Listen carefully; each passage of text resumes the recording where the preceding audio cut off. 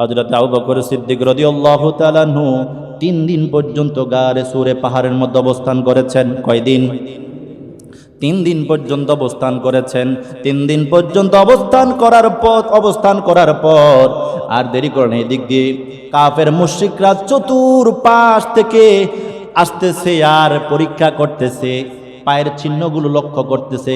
দেখতে পেয়েছে যখন এই পায়ের চিহ্ন যাইতে যাইতে যাইতে যাইতে গারে সুরের পাহাড়ের উপরে উঠেছে।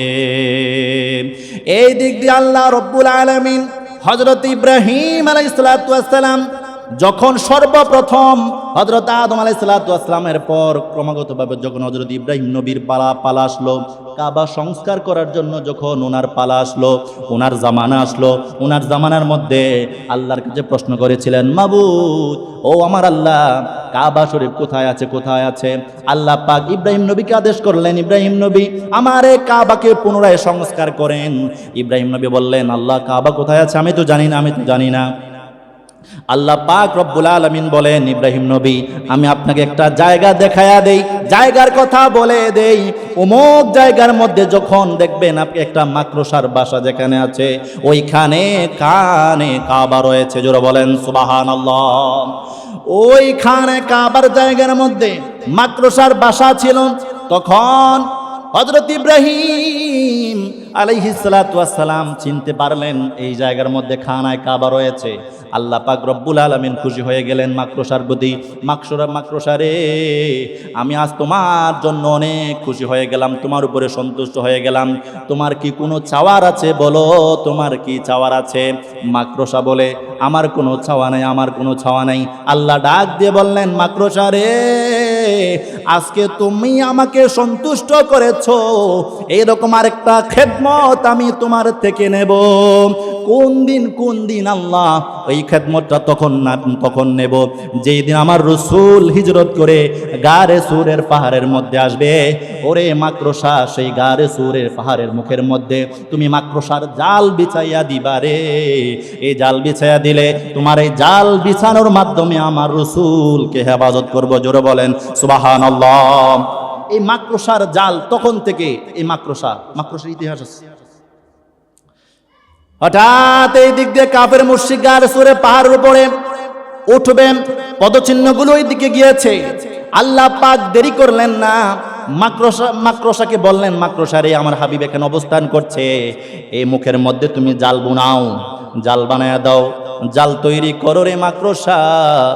দূর থেকে একটা গাছ হেঁটে হেঁটে হেঁটে হেঁটে আল্লাহ রসুল যে গারে সুরের পাহাড়ের গর্তের মধ্যে অবস্থান করেছেন, ওই গর্তের পাশে একটা গাছ অন্য জায়গা থেকে উঠে এখানে অবস্থান করার পর এই গাছটা ডালপালা ছড়াইয়া গারে সুরের পাহাড়ের যে ছিদ্র আছে, মুখ আছে, সেটা ঢেকে দিলেন। তখন মাকড়সা সেই গাছপালার ডালগুলো সহ একসাথে জাল বুনলেন। এই দিক দিয়ে দুইটা কবুতর এসে ডিম পেড়ে তা দিচ্ছে। সুবহানাল্লাহ। দুইটা কবুতর ডিম পেড়ে তা দিতে আরম্ভ করলো, তা দিচ্ছে। কাফের মুশরিক আসলো, আসার পরে দেখলো যে পদচিহ্নগুলো যেহেতু এই পাহাড়ের উপর আসছে, এই পাহাড়ের উপর নিশ্চয়ই কেউ না কেউ আছে। এই দিক দিয়ে আল্লাহ রাব্বুল আলামিন একজন ফেরেশতা পাঠালেন। কিতাবের মধ্যে বর্ণনা আছে, একজন ফেরেশতার সুরতে একজন মানুষকে সেখানে পাঠালেন তাদের সৈন্য থেকে। তারা সেখানে অবস্থান করার পর ওই সৈন্য বলে, ফেরেশতা বেশি সৈন্য বেশি, ফেরেশতা বলে, এখানে কোনো কেউ নাই, এখানে কি জন্য বীর করছো? দেখো না, এই গর্তের মুখের মধ্যে মাকড়সার জাল বোনা হয়েছে, এই মাকড়সার জালের মধ্যে কবুতর বাসা বেঁধেছে, গাছের ডালপালা ছড়িয়ে ছিটিয়ে আছে। যদি কেউ ঢুকতো তাহলে সেখানে বোঝা যাইতো, জালগুলো সরে যাইতো, জালগুলো খুলে যাইতো। সুতরাং এখানে কেউ নাই, এখান থেকে চলে যাও, অন্যদিকে খোঁজো। আল্লাহ পাক রব্বুল আলামিন এই ফেরেশতা বেশি সৈন্য যখন এই কথা বলে, সবাই বিভিন্ন দিকে চলে যায়, চতুর্দিকে চলে যায়। রাতের বেলা যখন আগমন হয়, রাত যখন আগমন করে, আল্লাহ রসুল আবু বকর সিদ্দিক রাদিয়াল্লাহু তাআলা আনহুকে সাথে নিয়ে দেরি করলেন না, মদিনার দিকে হিজরত আরম্ভ করলেন। জোরে বলেন সুবহানাল্লাহ। মদিনার দিকে হিজরত আরম্ভ করলেন। মদিনার দিকে যাইতে তিনি 16 দিন অবস্থান, 16 দিন হিজরত করতে মদিনার প্রান্তে পৌঁছে গেলেন। মদিনায় হিজরত করে চলে গেলেন। মদিনাতে যাওয়ার পরে যখন মদিনাবাসীরা আল্লাহ রসুলকে পেয়েছে, আল্লাহ রসুলকে পাওয়ার সঙ্গে সঙ্গে এরা এত বেশি খুশি হয়েছে, আল্লাহ রসুলকে তারা সাদরে গ্রহণ করেছে এবং আল্লাহ রসুলকে পাইয়া তারা অনেক খুশি হয়েছে। সুবহানাল্লাহ। দেখেন, এই ঘটনা থেকে আমরা কি শিখলাম? সিদ্দিক আকবরের রসুলের প্রতি ওনার প্রেম, ওনার তাজিম, ওনার সম্মান, মর্যাদা। কথা বলেন ঠিক কিনা? এই দিক দিয়ে কবুতর, মাকড়সা, গাছ, তারাও আমার রসুলকে ভালোবাসতো। সুবহানাল্লাহ বলেন। আউযু বিল্লাহি মিনাশ শাইতানির রাজীম। বিবারাকাতি বিসমিল্লাহির রহমানির রহিম। ইন্না আরসালনাকা শাহিদাও ওয়া মুবাশশিরাও ওয়া নাযীরা। আল্লাহ পাক রব্বুল আলামিন কালামে পাকের মধ্যে ইরশাদ করেন, ইন্না আরসালনাকা, নিশ্চয় ইয়া রাসূলুল্লাহ ওয়া ইয়া হাবিবাল্লাহ, নবী গো, আমি আপনাকে প্রেরণ করেছি, পাঠিয়েছি। কোন অবস্থায়? শাহিদান, আপনাকে রাসূল পৃথিবীবাসীর জন্য পাঠিয়েছি সাক্ষীদাতা হিসাবে। সুবহানাল্লাহ। কি হিসাবে? সাক্ষী দেয় কে? বলেন। সাক্ষী দেয় কে? যিনি দেখে। কথা বলেন না। সাক্ষী দেয় কে? যিনি দেখে। আপনারা আজকে আমাকে দেখতেছেন, হুজুরকে দেখেছেন বয়ান করতে, কালকে গিয়ে সাক্ষী দিতে পারবেন না। যখন কাউকে বলতে যাবেন তখন সেটা কি হবে? সাক্ষী। বলেন না, কি হবে? আমি দেখেছি হুজুরকে, আমি শুনেছি হুজুরের ওয়াজ, আলোচনা, এটা আমি সাক্ষ্য দিচ্ছি। সুতরাং যিনি দেখেন তিনি কে? সাক্ষীদাতা, সাক্ষ্যদাতা। কথা বলেন ঠিক কিনা? আল্লাহ পাক রব্বুল আলামিন বলেন, রাসূল আমার, আমি আপনাকে পাঠিয়েছি সাক্ষ্যদাতা হিসাবে, সাক্ষীদাতা হিসাবে আমি আপনাকে পাঠিয়েছি। রাসূল, তিনি কখন থেকে রাসূল ছিলেন? হযরত আদম আলাইহিস সালাতু ওয়াস সালামকে সৃষ্টি করার বহু বছর, হাজার বছর আগে তিনি রাসূল ছিলেন। কথা বলেন ঠিক কিনা? আল্লাহ পাক রব্বুল আলামিন তিনি ওনার হাবিবকে সৃষ্টি করার পর আল্লাহর নবীকে সব কিছু আল্লাহ দেখিয়ে দিয়েছেন। নবীকে আল্লাহ পাক সাক্ষীদাতা হিসাবে প্রেরণ করেছেন, সাক্ষী রূপে প্রেরণ করেছেন। আল্লাহ আরো বলেন, মুবাশশিরাও ওয়া নাযীরা, এবং আমি আপনাকে ইয়া রাসূলুল্লাহ মুবাশশির হিসাবে, সুসংবাদদাতা হিসাবে পাঠিয়েছি। শুধু তাই নয়, ইয়া রাসূলুল্লাহ ওয়া নাযীরা, এবং সতর্ককার হিসাবেও আমি আপনাকে দুনিয়ার জমিনে পাঠিয়েছি। আল্লাহ পাক আবার বলেন, রাসূল, আপনাকে সাক্ষী দাতা হিসাবে পাঠিয়েছি, সুসংবাদদাতা হিসাবে পাঠিয়েছি, এবং সতর্ককার হিসাবে আমি রব্বুল আলামিন আপনাকে পাঠিয়েছি। জোরে বলেন সুবহানাল্লাহ। আল্লাহ পাক রব্বুল আলামিন পরের আয়াতের মধ্যে বলেন, লিতুমিনু বিল্লাহি ওয়া রাসূলি। আল্লাহ পাক রব্বুল আলামিন বলেন, ইয়া রাসূলুল্লাহ, যেন তারা সবাই আপনার উপরে, আল্লাহর উপর ঈমান আনে এবং রাসূলের উপর ঈমান আনে। জোরে বলেন সুবহানাল্লাহ। আল্লাহ পাক রব্বুল আলামিন পরের অংশের মধ্যে বলছেন, ওয়া তুআযযিরুহু ওয়া তুআক্কিরু। আল্লাহ পাক রব্বুল আলামিন বলছেন, ইয়া রাসূলুল্লাহ, ওয়া হাবিবাল্লাহ, শুনেন শুনেন, এবং রসুলের সম্মান এবং শ্রদ্ধা এবং ওয়া তুআজ্জিরুহু ওয়া তুআকিরুহু। আল্লাহ আমাদেরকে ডাক দিয়ে বলছেন, বান্দাদেরকে বলছেন, বান্দারে তোমরা আল্লাহর উপর ঈমান আনবে, রসুলের উপর ঈমান আনবে, ওয়া তুআজ্জিরুহু, এবং সেই রসুলকে তোমরা সম্মান করবে, ওয়া তুআকিরুহু, এবং সেই রসুলকে তোমরা শ্রদ্ধা করবে। জোরে বলেন সুবহানাল্লাহ। ওয়া তুসাব্বিহুহু বুকরাতাও ওয়া আসীলা। আল্লাহ পরের অংশের মধ্যে আরো বলছেন, আর আল্লাহ পাক রব্বুল আলামিনের সকাল সন্ধ্যায় তোমরা তাসবিহ পড়ো, আমল করো, ইবাদত করো, আল্লাহর গুণকীর্তন করো, আল্লাহর পবিত্রতা অর্জন করো, আল্লাহর পবিত্রতা গুণগান, আল্লাহর পবিত্রতা গুণগান গাও, আল্লাহর পবিত্রতার সাক্ষ্য দাও। তোমরা সকাল সন্ধ্যায় আল্লাহর জিকির করো। জোরে বলেন সুবহানাল্লাহ। মুহতারাম হাজরিন, এই আয়াতের মধ্যে লিতুমিনু বিল্লাহি ওয়া রাসূলিহি ওয়া তুআজ্জিরুহু ওয়া তুআকিরুহু ওয়া তুসাব্বিহুহু বুকরাতাও ওয়া আসীলা। আল্লাহ বলছেন, বান্দারে তোমরা আমি আল্লাহর উপর ঈমান আনবে, রসুলের উপর ঈমান আনবে।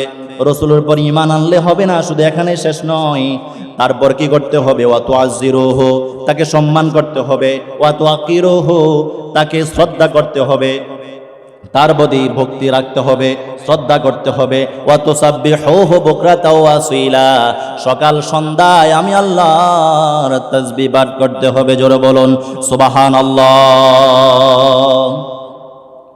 আল্লাহ বলছেন কি, খুব খেয়াল করবেন এই আয়াতের মধ্যে আমার বিষয়বস্তু যেটা, ওয়া তুআজ্জিরুহু ওয়া তুআকিরু, এই শব্দগুলো, এই দুইটা শব্দ, আয়াতের দুইটা শব্দের উপর আমি কথা বলবো। ওয়া তুআজ্জিরুহু ওয়া তুআকিরুহু, আল্লাহ বলছেন রসুলের উপরে কি করবা? রসুলকে সম্মান করবা, রসুলকে শ্রদ্ধা করবা, ইজ্জত করবা, তাজিম করবা। তাজিম, ইজ্জত, সম্মান প্রদর্শন করার জন্য যিনি বলেছেন তিনি কে? এই আয়াতের মধ্যে খুব খেয়াল, লিতুমিনু বিল্লাহি ওয়া রাসূলিহি ওয়া তুআজ্জিরুহু ওয়া তুআকিরুহু ওয়া তুসাব্বিহুহু বুকরাতাও ওয়া আসীলা। প্রথম নাম্বার, এই আয়াতের মধ্যে তিনটা জিনিস আল্লাহ পাক আমাদেরকে বলছেন। কয়টা? তিনটা জিনিস আমাদেরকে বলছেন। এক নাম্বার, আল্লাহ এবং তার রাসূলের উপর ঈমান আনা, এক।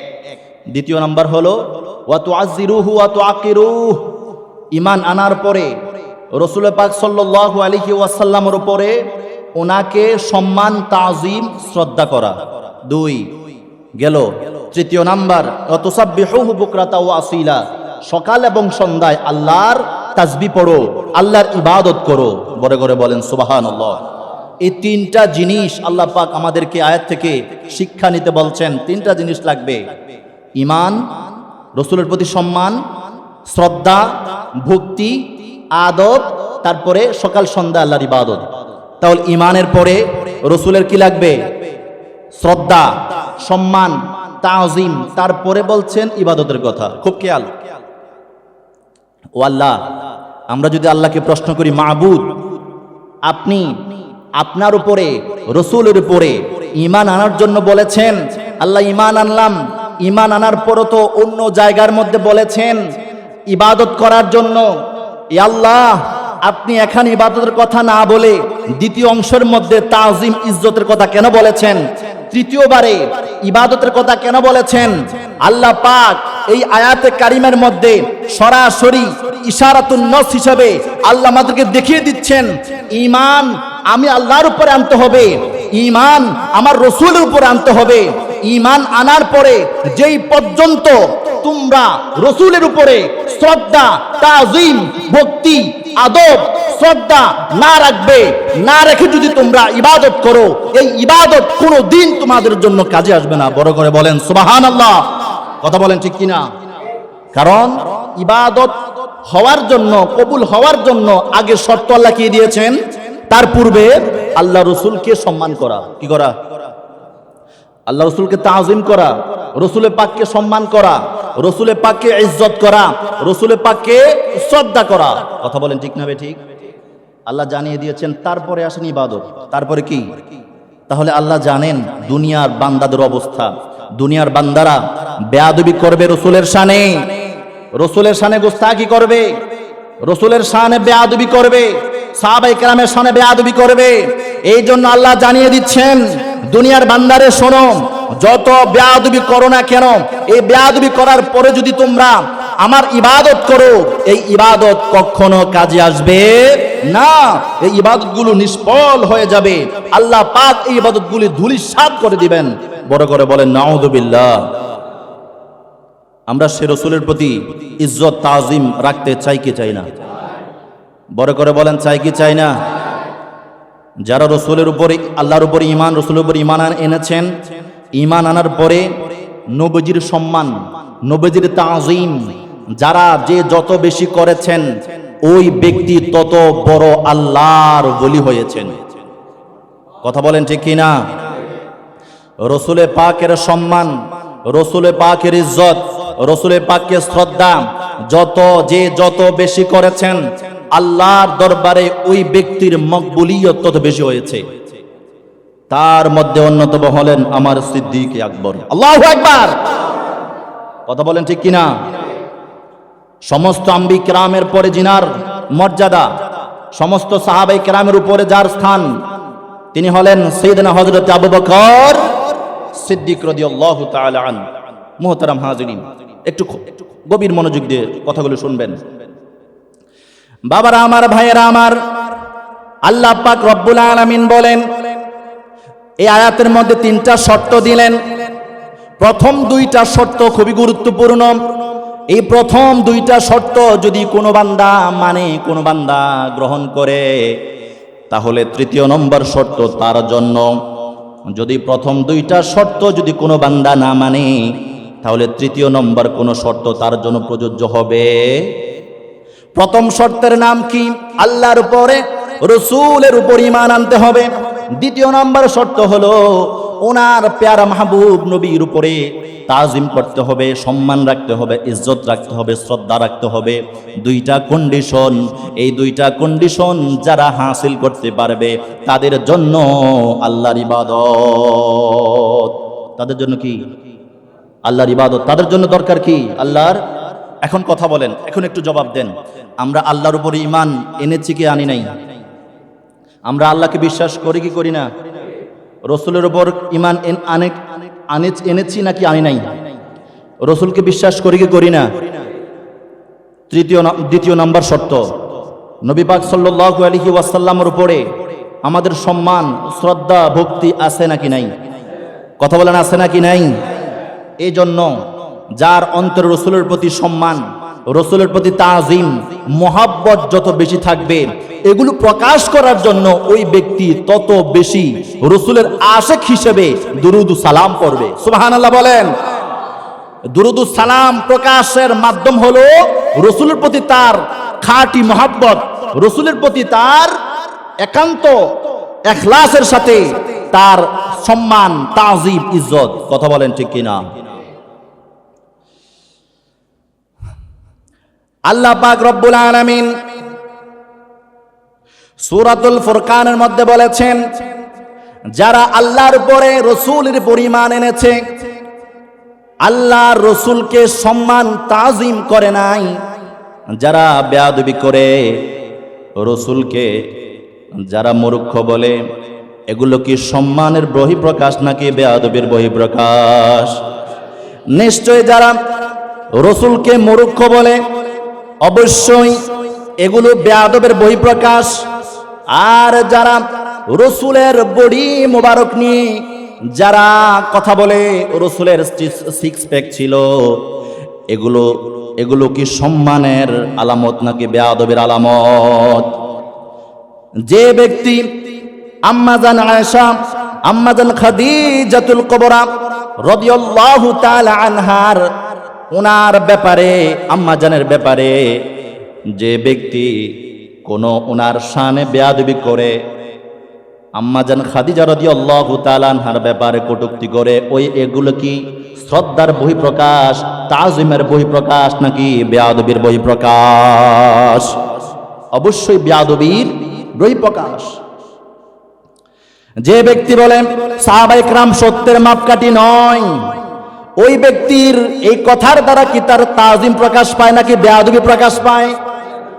অবশ্যই অবশ্যই বেয়াদবি প্রকাশ পায়। ভাইয়েরা আমার, মনে রাখবেন আল্লাহ বলছেন যারা রসুলের উপরে সম্মান করবে না, নবীজিকে যারা তাজিম করবে না, তাজিমের আলামত তো এগুলো নয় রসুলকে মূর্খ বলা, তাজিমের আলামত তো এগুলো নয় রসুলকে সিক্স প্যাক বলা, তাজিমের আলামত এগুলো নয় আম্মা জান খাদিজা রাদিয়াল্লাহু তাআলা আনহার শানে চরিত্র নিয়ে কটূক্তি করা, চরিত্রের উপরে কালিমা, চরিত্রকে নিয়ে বাজে মন্তব্য করা, এগুলো তো তাজিমের বহিঃপ্রকাশ নয়। আল্লাহ বলছেন যারা আমার বান্দাদের মধ্যে রসুলের উপরে সম্মান করবে, রসুলকে তাজিম করবে, রসুলকে ইজ্জত করবে, রসুলকে শ্রদ্ধা করবে এবং রসুলের সাথে সম্পৃক্ত যত কিছু আছে, আম্মা জান বলেন, সাহাবায়ে কেরাম বলেন, আশিক রসুল বলেন, ওলামায়ে কেরাম বলেন, সবগুলো রসুলের সাথে সম্পৃক্ত কিনা? রসুলের সাথে সম্পৃক্ত এমন জিনিসগুলো প্রতি আল্লাহ বলছেন শ্রদ্ধা রাখতেই হবে, শ্রদ্ধা করতেই হবে, তাজিম করতেই হবে। যে ব্যক্তি তাজিম করবে, শ্রদ্ধা করবে, ওই ব্যক্তি হলো আল্লাহ পাকের কাছে শ্রেষ্ঠ মুমিন হিসাবে সাব্যস্ত হবে এবং তার উপরে আল্লাহর যেই ফরজিয়াত বিধান আছে, ওয়া তুসাব্বিহুহু বুকরাতাও ওয়া আসীলা, সকাল সন্ধ্যায় ওই ব্যক্তির উপরে আল্লাহর তাসবিহ অবধারিত হবে। জোরে বলেন সুবহানাল্লাহ। যারা রসুলের সামনে বেয়াদবি করে তাদের ক্ষেত্রে কোনো আমলের কি নাই, প্রয়োজনই নাই। কারণ কি জানেন, যারা বেয়াদব, যারা রসুলের সামনে গুস্তাখি করে তাদের আমল কাজে আসবে, তাদের আমল কাজে আসবে না, নষ্ট হয়ে যাবে। আল্লাহ পাক সুবহানাহু ওয়া তাআলা সূরা ফুরকানের মধ্যে বলেন ওয়াকাদিমনা ইলা মা আমিলু মিন আমালিন ফাজআলনাহু হাবাআম মানসুরা।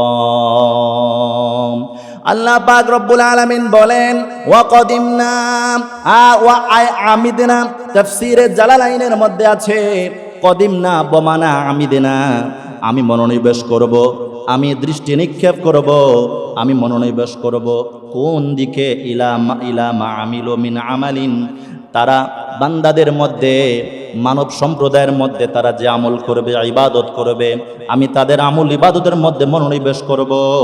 আল্লাহ পাক বলছেন ফাজআলনাহু হাবাআম মানসুরা, অতঃপর সেই আমলগুলো ধুলিকণার মতো, বিক্ষিপ্ত ধুলিকণার মতো এগুলো উড়িয়ে দিব। তাহলে বোঝা যায় আল্লাহ এমন দৃষ্টি দিবেন, মনোনিবেশ করবেন ওই বান্দাদের আমলের দিকে, যেই বান্দারা কি করবে, রসুলের প্রতি সম্মান করবে না, যে বান্দারা রসুলের প্রতি তাজিম করবে না, ইজ্জত করবে না, সম্মান করবে না, ওই বান্দাদের আমলের দিকে আল্লাহ মনোনিবেশ করবেন। মনোনিবেশ করার পর ফাজআলনাহু হাবাআম মানসুরা, আল্লাহ পাক রব্বুল আলামিন বলছেন অতঃপর আমি তাদের আমল ইবাদত উড়ন্ত ধূলিকণার মতোই নিষ্ফল করে দিব। বড় করে বলুন না নাউজুবিল্লাহ। আমরা কি চাই আমাদের আমল নিষ্ফল হয়ে যাক? আমরা কি চাই আমাদের আমল বরবাদ হয়ে যাক? আমরা চাই না। এজন্য লাগবে কি? রসুলের প্রতি তাজিম, রসুলের প্রতি তাজিম, রসুলের প্রতি সম্মান, রসুলের প্রতি ইজ্জত। কথা বলেন ঠিক কিনা?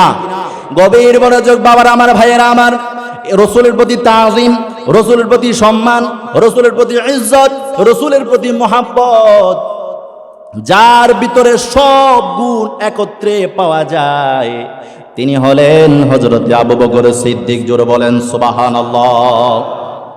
তিনি হলেন হযরত আবু বকর সিদ্দিক রাদিয়াল্লাহু তাআলা আনহু।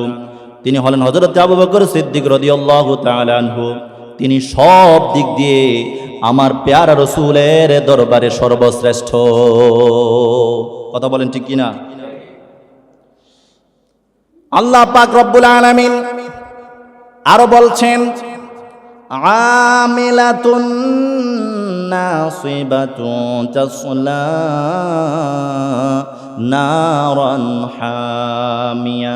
সূরা গাশিয়ার মধ্যে ৩-৪ নম্বর আয়াতের মধ্যে আল্লাহ বলছেন আমিলাতুন নাসিবাতুন তাসলা নারান হামিয়া। তারা আমল করবে, কঠোর পরিশ্রম করবে, আমল করবে কঠোর পরিশ্রম করার পরেও, আর তারা গমন করবে তাসলা নারান হামিয়া, জ্বলন্ত আগুনের মধ্যে তারা নিক্ষিপ্ত হবে। আমল করবে, ইবাদত করবে, কঠোর পরিশ্রম করবে। কঠোর পরিশ্রম আমল ইবাদত করার পরেও তাদের স্থান হবে কোথায়? জাহান্নামে। কোথায়? সূরা গাশিয়ার ৩-৪ নম্বর আয়াতের মধ্যে আল্লাহ বলছেন তারা আমল করবে, কঠোর পরিশ্রম করবে, তারপরে আল্লাহ বলছেন তাসলা নারান হামিয়া। তারা কোথায় যাবে? তারা জাহান্নামের মধ্যে প্রজ্বলিত আগুনে দাউ দাউ হয়ে তারা জ্বলবে। গভীর মনোযোগ বাবারা আমার, বলতেছিলাম আল্লাহ পাক রব্বুল আলামিনের প্রিয় রাসূল রাসূলে পাক সাল্লাল্লাহু আলাইহি ওয়াসাল্লামের প্রতি তাজিম, ইজ্জত, সম্মান যার মধ্যে দেখা যায়। হযরত আবু বকর সিদ্দিক রাদিয়াল্লাহু তাআলা আনহু, কথা বলেন ঠিক কিনা? হযরত আবু বকর সিদ্দিক রাদিয়াল্লাহু তাআলা আনহু কেমন তাজিম করতেন আমার রাসূলকে, জানার দরকার আছে না নাই? সবাই কথা বলেন, জানার দরকার আছে না নাই? হযরত আবু বকর সিদ্দিক রাদিয়াল্লাহু তাআলা আনহু কেমন তাজিম করতেন আমার দয়াল নবীজিকে। আসুন বাবারা, বুখারী শরীফ থেকে একটা হাদিসে কারিমা শোনাই। আল্লাহ রাসূল সাল্লাল্লাহু আলাইহি ওয়াসাল্লামের হাদিসে পাক থেকে আমরা শুনি। বুখারী শরীফের 650 নম্বর হাদিসে পাকের মধ্যে রাসূল পাক সাল্লাল্লাহু আলাইহি ওয়াসাল্লাম আন্না রাসূলুল্লাহ সাল্লাল্লাহু আলাইহি ওয়াসাল্লাম যাহাবা ইলা বানি আমর ইবনে আউফ লিউসলিহা বাইনাহুম। একবার রাসূল পাক সাল্লাল্লাহু আলাইহি ওয়াসাল্লাম আমর বিন আউফ গোত্রের মধ্যে গেলেন, ঝগড়ার মীমাংসা করার জন্য একটা সম্প্রদায়ের মধ্যে গেলেন। মসজিদ নববীর একটু দূরে এই দিক দিয়ে হযরতে বেলাল রাদিয়াল্লাহু তাআলা আনহু মুয়াজ্জিন রাসূল মিম্বরে মসজিদের মধ্যে তিনি আযান দিয়ে দিলেন।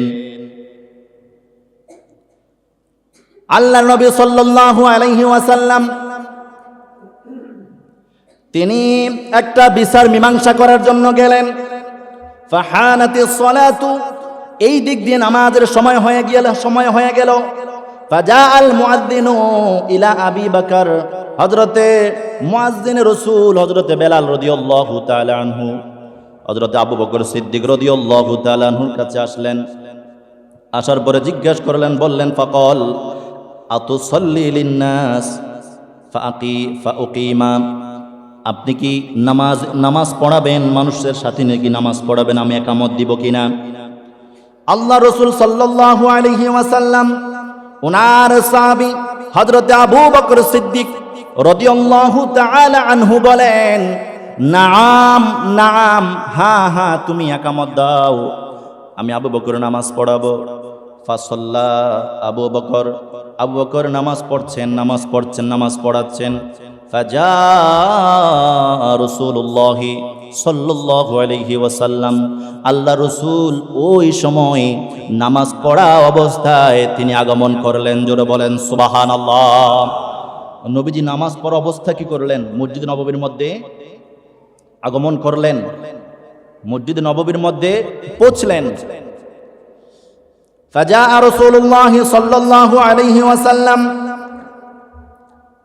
ওয়ান নাসু ফিস সালাতি, নবীজি ওই সময় নামাজের সময় মসজিদে নববীর মধ্যে আগমন করলেন। ওয়ান নাসু ফিস সালাহ, মানুষ ওই অবস্থায় নামাজের মধ্যে ছিল, মানুষেরা সবাই সাহাবায়ে কেরাম নামাজ পড়তেছিল। ফাতাখাল্লাসা হাত্তা ওয়াকাফা ফিস সাফে, আল্লাহ রাসূল সাল্লাল্লাহু আলাইহি ওয়াসাল্লাম কাতার ফাঁক করে করে করে করে সামনের কাতারের মধ্যে চলে গেলেন। জোরে বলেন সুবহানাল্লাহ। আল্লাহর নবী সামনের কাতারের মধ্যে চলে গেলেন। ফাসাফফাকান নাসু ওয়া কানা আবু বকর, মানুষ হাততালি দেওয়া আরম্ভ করলো। হযরত আবু বকর সিদ্দিক রাদিয়াল্লাহু তাআলা আনহু ওই দিকে কোনো কর্ণপাত করলেন না, তাকাইলেন না। হযরত আবু বকর সিদ্দিক রাদিয়াল্লাহু তাআলা আনহু যখন দেখলেন ফালাম্মা আকতারান নাসু আত-তাসফীক, যখন অধিকাংশ মানুষ এভাবে হাত তালি দিয়ে আরম্ভ করে হাত তালি দিতেছে, হযরত আবু বকর সিদ্দিক রাদিয়াল্লাহু তাআলা আনহু ইলতাফাতা, সেদিকে একটু ফিরে তাকাইলেন। কেন মানুষ হাত তালি দিচ্ছে? ফারাআ রাসূলুল্লাহি সাল্লাল্লাহু আলাইহি ওয়াসাল্লাম, আল্লাহ রাসূল সাল্লাল্লাহু আলাইহি ওয়াসাল্লামকে দেখলেন। হযরতে আবু বকর নবীজিকে দেখলেন, নবীজিকে দেখার সঙ্গে সঙ্গে ফাশারা ইলাইহি, আল্লাহ রাসূল ওনাকে ইশারা দিলেন নামাজ চালিয়ে যাওয়ার জন্য, আর বললেন আনিম কুস মাকানা, আবু বকর তুমি তোমার জায়গার মধ্যে অবস্থান করো, সামনের জায়গা ইমামের জায়গা তুমি বলবৎ থাকো, নামাজ পড়াও নামাজ পড়াও। ফারাফা আবু বকর, এই কথা শোনার সঙ্গে সঙ্গে হযরত আবু বকর সিদ্দিক রাদিয়াল্লাহু তাআলা আনহু দুইটা হাত আকাশের দিকে তুললেন। ফাহামিদাল্লাহ, আল্লাহর শুকরিয়া আদায় করলেন, আলহামদুলিল্লাহ বলেন, আল্লাহর প্রশংসা করলেন, আলহামদুলিল্লাহ বলেন। আলা মা আমারাহু বিহি রাসূলুল্লাহ সাল্লাল্লাহু আলাইহি ওয়াসাল্লাম, রাসূল আবু বকরকে বললেন, আবু বকর রে তুমি নামাজ চালায়া যাও। এই কথা শুনে আবু বকর আকাশের দিকে হাত বাড়াইলেন, হাত উঠালেন, বলেন ফাহামিদাল্লাহ, আল্লাহর প্রশংসা করলেন, আল্লাহর প্রশংসা করলেন। আল্লাহর প্রশংসা করার পর সুম্মাস্তাখরা আবু বকর, অতঃপর আবু বকর পিছনের দিকে নেমে আসতেছেন সুম্মা হাত্তা ইস্তাওয়া ফিস সফে, তখন সামনের প্রথম কাতারের মধ্যে আবু বকর নেমে আসলেন। জোরে বলেন সুবহানাল্লাহ। সামনের ইমামের জায়গা থেকে আবু বকর কোথায় নেমে আসলেন? নামাজের প্রথম কাতারের মধ্যে চলে আসলেন। ওয়া তাকাদ্দাম রাসূলুল্লাহ সাল্লাল্লাহু আলাইহি ওয়াসাল্লাম, নবীজি সামনে গেলেন। ফাসাল্লা, নবীজি নামাজ সম্পন্ন করলেন, নামাজ শেষ করলেন, নামাজ পড়লেন। নামাজ পড়ার পরে ফালাম্মা ইনসরাফা, যখন নবী নামাজ থেকে অবসর হলেন, কল নবী পাক সাল্লাল্লাহু আলাইহি ইরশাদ করলেন, ইয়া আবু বকর, ও আবু বকর, মা মানাআকা আন তাসবুতা ইদা আমারতুক, যখন আমি তোমাকে আদেশ করলাম সামনে অবস্থান করো, নামাজ চালিয়ে যাও, নামাজ শেষ করো, কিসে তোমাকে পিছনে নিয়ে এসেছে আবু বকর? তোমাকে কোন জিনিস মানা করেছে? তুমি পিছনে কেন আসলা?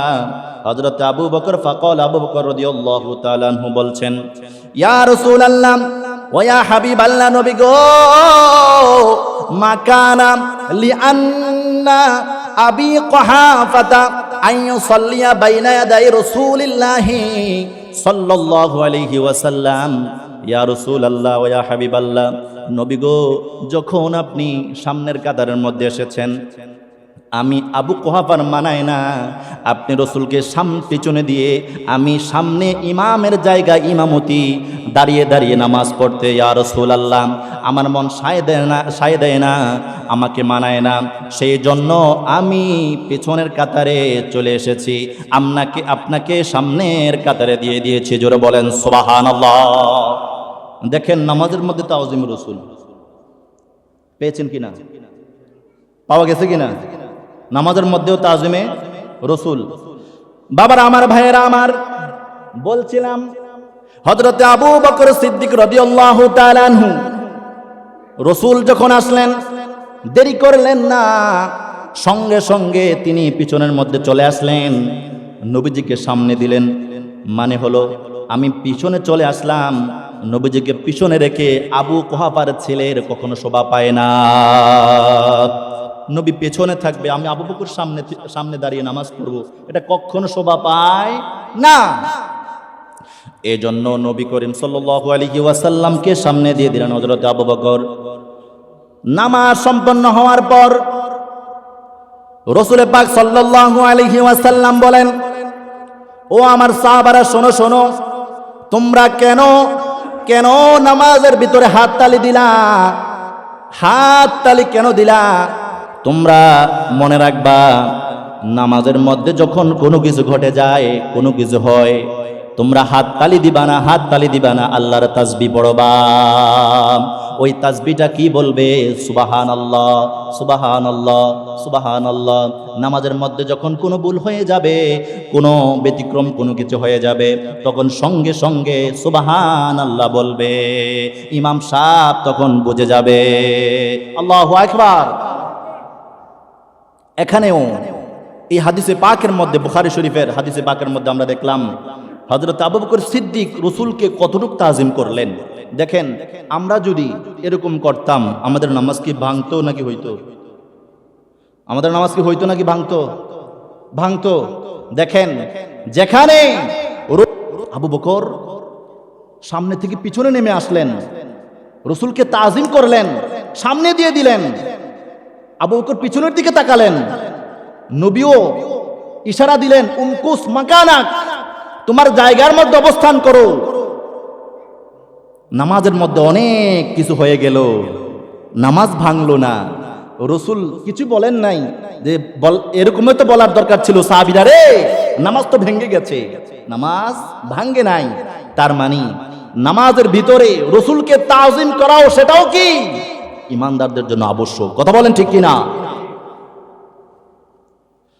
বাবারা আমার, ভাইয়েরা আমার, আজকে দেখেন বর্তমান সময়ের মধ্যে বিভিন্ন জায়গার মধ্যে শোনা যায় আর বলা হয় রাসূল পাক সাল্লাল্লাহু আলাইহি ওয়াসাল্লামের খেয়াল আসা, নামাজের ভিতরে রাসূলের খেয়াল আসা, আসার চাইতে গরু গাদার খেয়াল আসা আরো ভালো।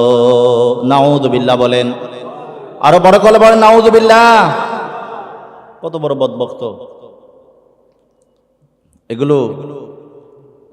আমরা যাদেরকে ওয়াহাবি বলি তাদের কিতাবের মধ্যে আছে, তাদের কিতাবের মধ্যে আছে। আল্লাহ পাক এগুলো থেকে আমাদের ঈমানকে সালামত রাখুক, আমরা সকলে বলি আমিন। গভীর মনোযোগ বাবার আমার, ভাইয়েরা আমার, হযরত আবু বকর সিদ্দিক রাদিয়াল্লাহু তাআলা আনহু কত বড় একজন আল্লাহর মকবুল বান্দা ছিলেন। হযরত আবু বকর সিদ্দিক রাদিয়াল্লাহু তাআলা আনহুর মর্যাদা এত বেশি, একবার একটা কবরস্থান দিয়ে হযরত আলী রাদিয়াল্লাহু তাআলা আনহু যাচ্ছেন। যাওয়ার সময় তিনি দেখতেছেন যে একটা কবরের ভিতরে আযাব চলছে, একটা কবরের ভিতরে আযাব চলছে। তিনি সেখানে 100 রাকাত নামাজ পড়লেন, 3 খতম কোরআন শরীফ তেলাওয়াত করলেন।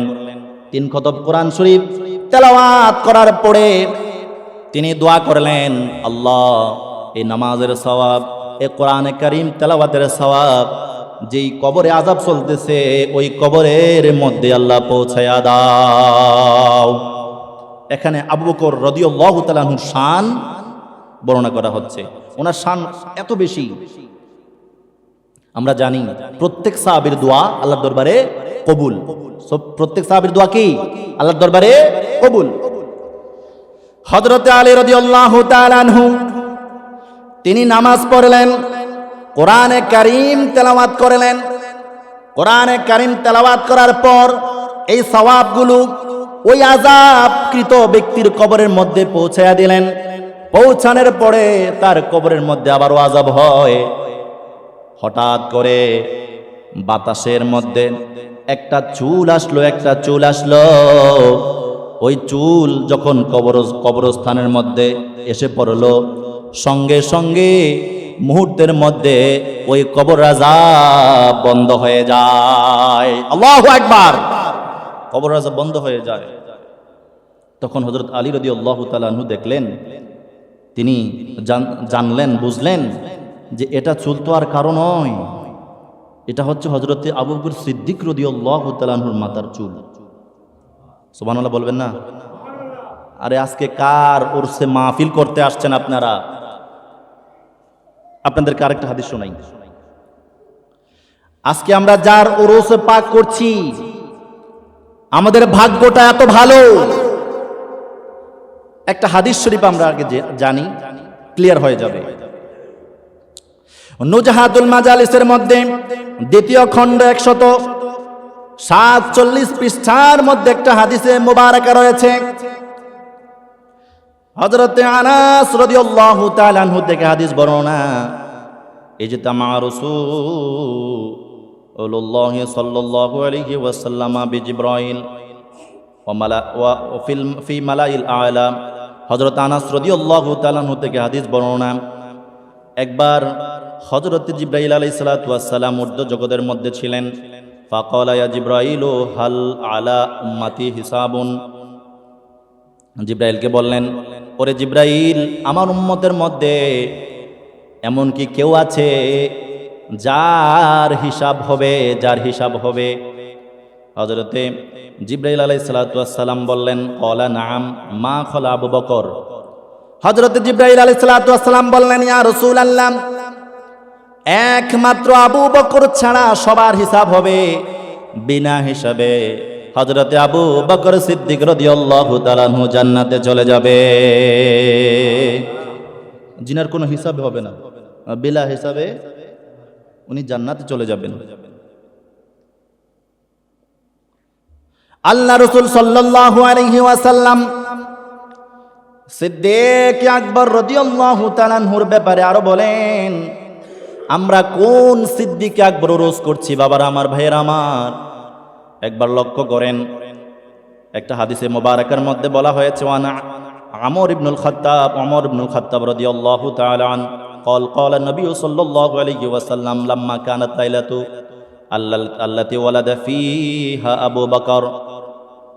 আল্লাহ রাসূল সাল্লাল্লাহু আলাইহি ওয়াসাল্লাম বলেন, যখন লাম্মা কানাত লাইলাতুল্লাতি ওয়ালিদা ফিহা আবু বকর, হযরত আবু বকর সিদ্দিক রাদিয়াল্লাহু তাআলা আনহুর জন্মের যখন রাতটা আসলো, তাজাল্লা রব্বুকুম আলা জান্নাতি আদন, জান্নাতি আদনের মধ্যে আল্লাহ পাক রব্বুল আলামিন উনি কি করলেন, জান্নাত সাজাইলেন, জান্নাতে জলওয়া দান করলেন, জান্নাতে আলো দান করলেন, জলওয়া দান করলেন। ফাকালা ইজ্জতি ওয়া জালালি, আল্লাহ পাক রব্বুল আলামিন বলছেন, নবী পাক সাল্লাল্লাহু আলাইহি ওয়াসাল্লাম হাদিসে মুবারাকার মধ্যে এগুলো জানিয়ে দিলেন।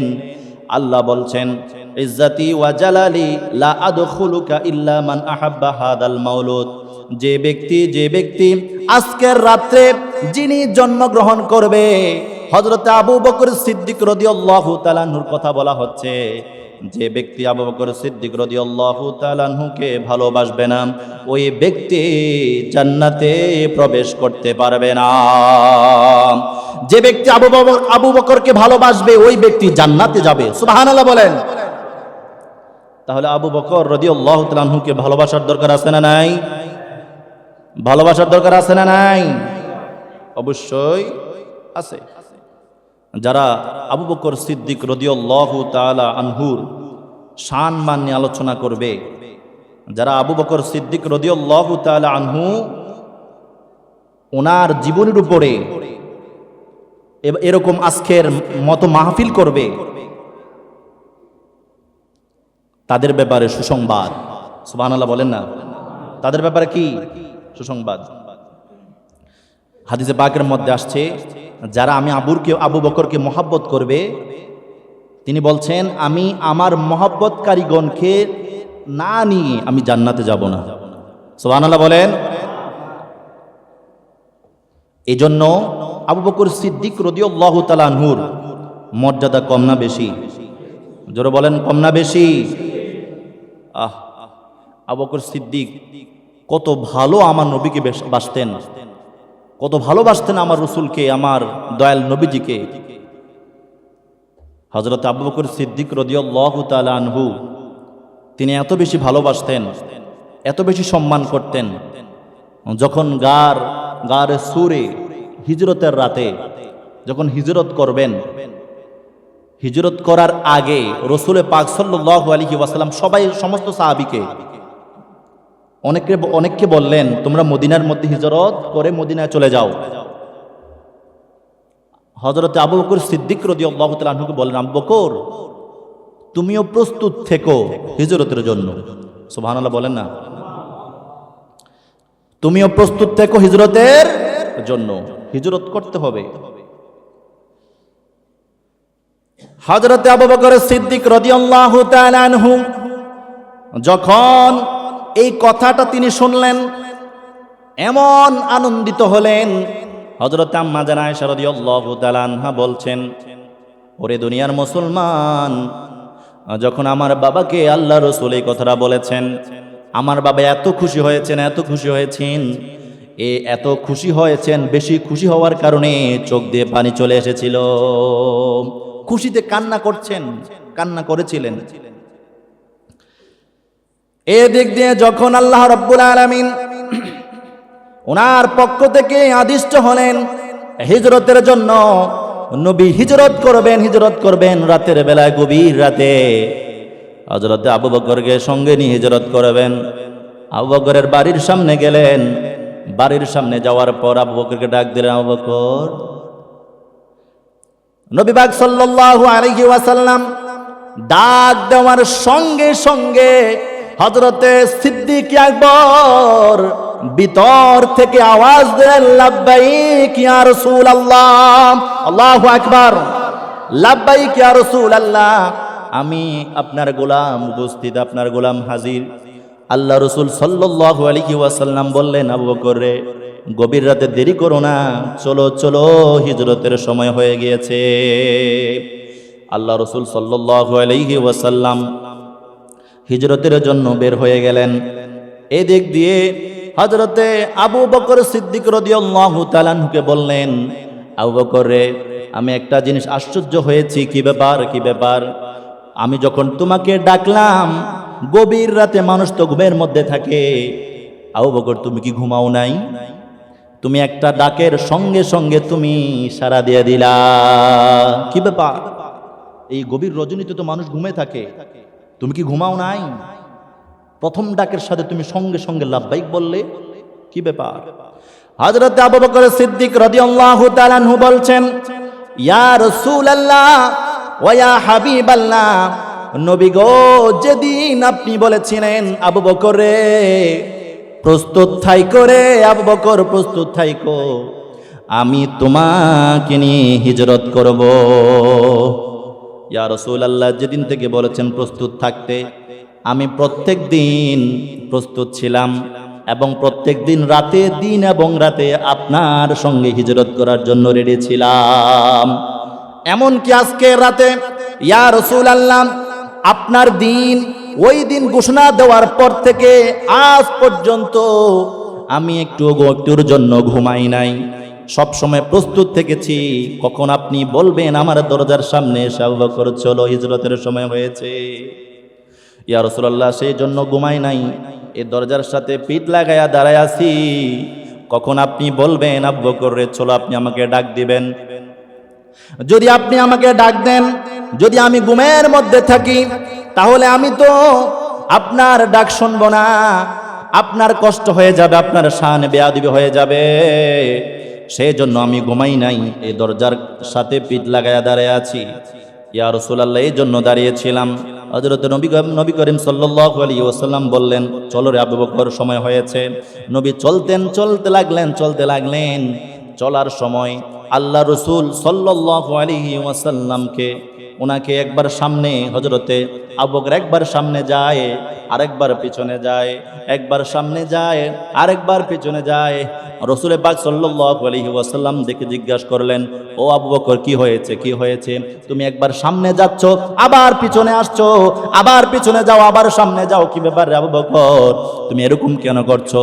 আবু বকর সিদ্দিক রাদিয়াল্লাহু তাআলা আনহু ডাক দেয়া বলে, ইয়া রাসূলুল্লাহ ওয়া ইয়া হাবিবাল্লাহ, নবী গো, ও প্রাণের নবী, ও দয়ার নবী, আপনি জানতে চাইলেন আমি আপনার সামনে একবার যাই, পেছনে একবার যাই, পেছনে একবার যাই, সামনে একবার যাই, কেন করি?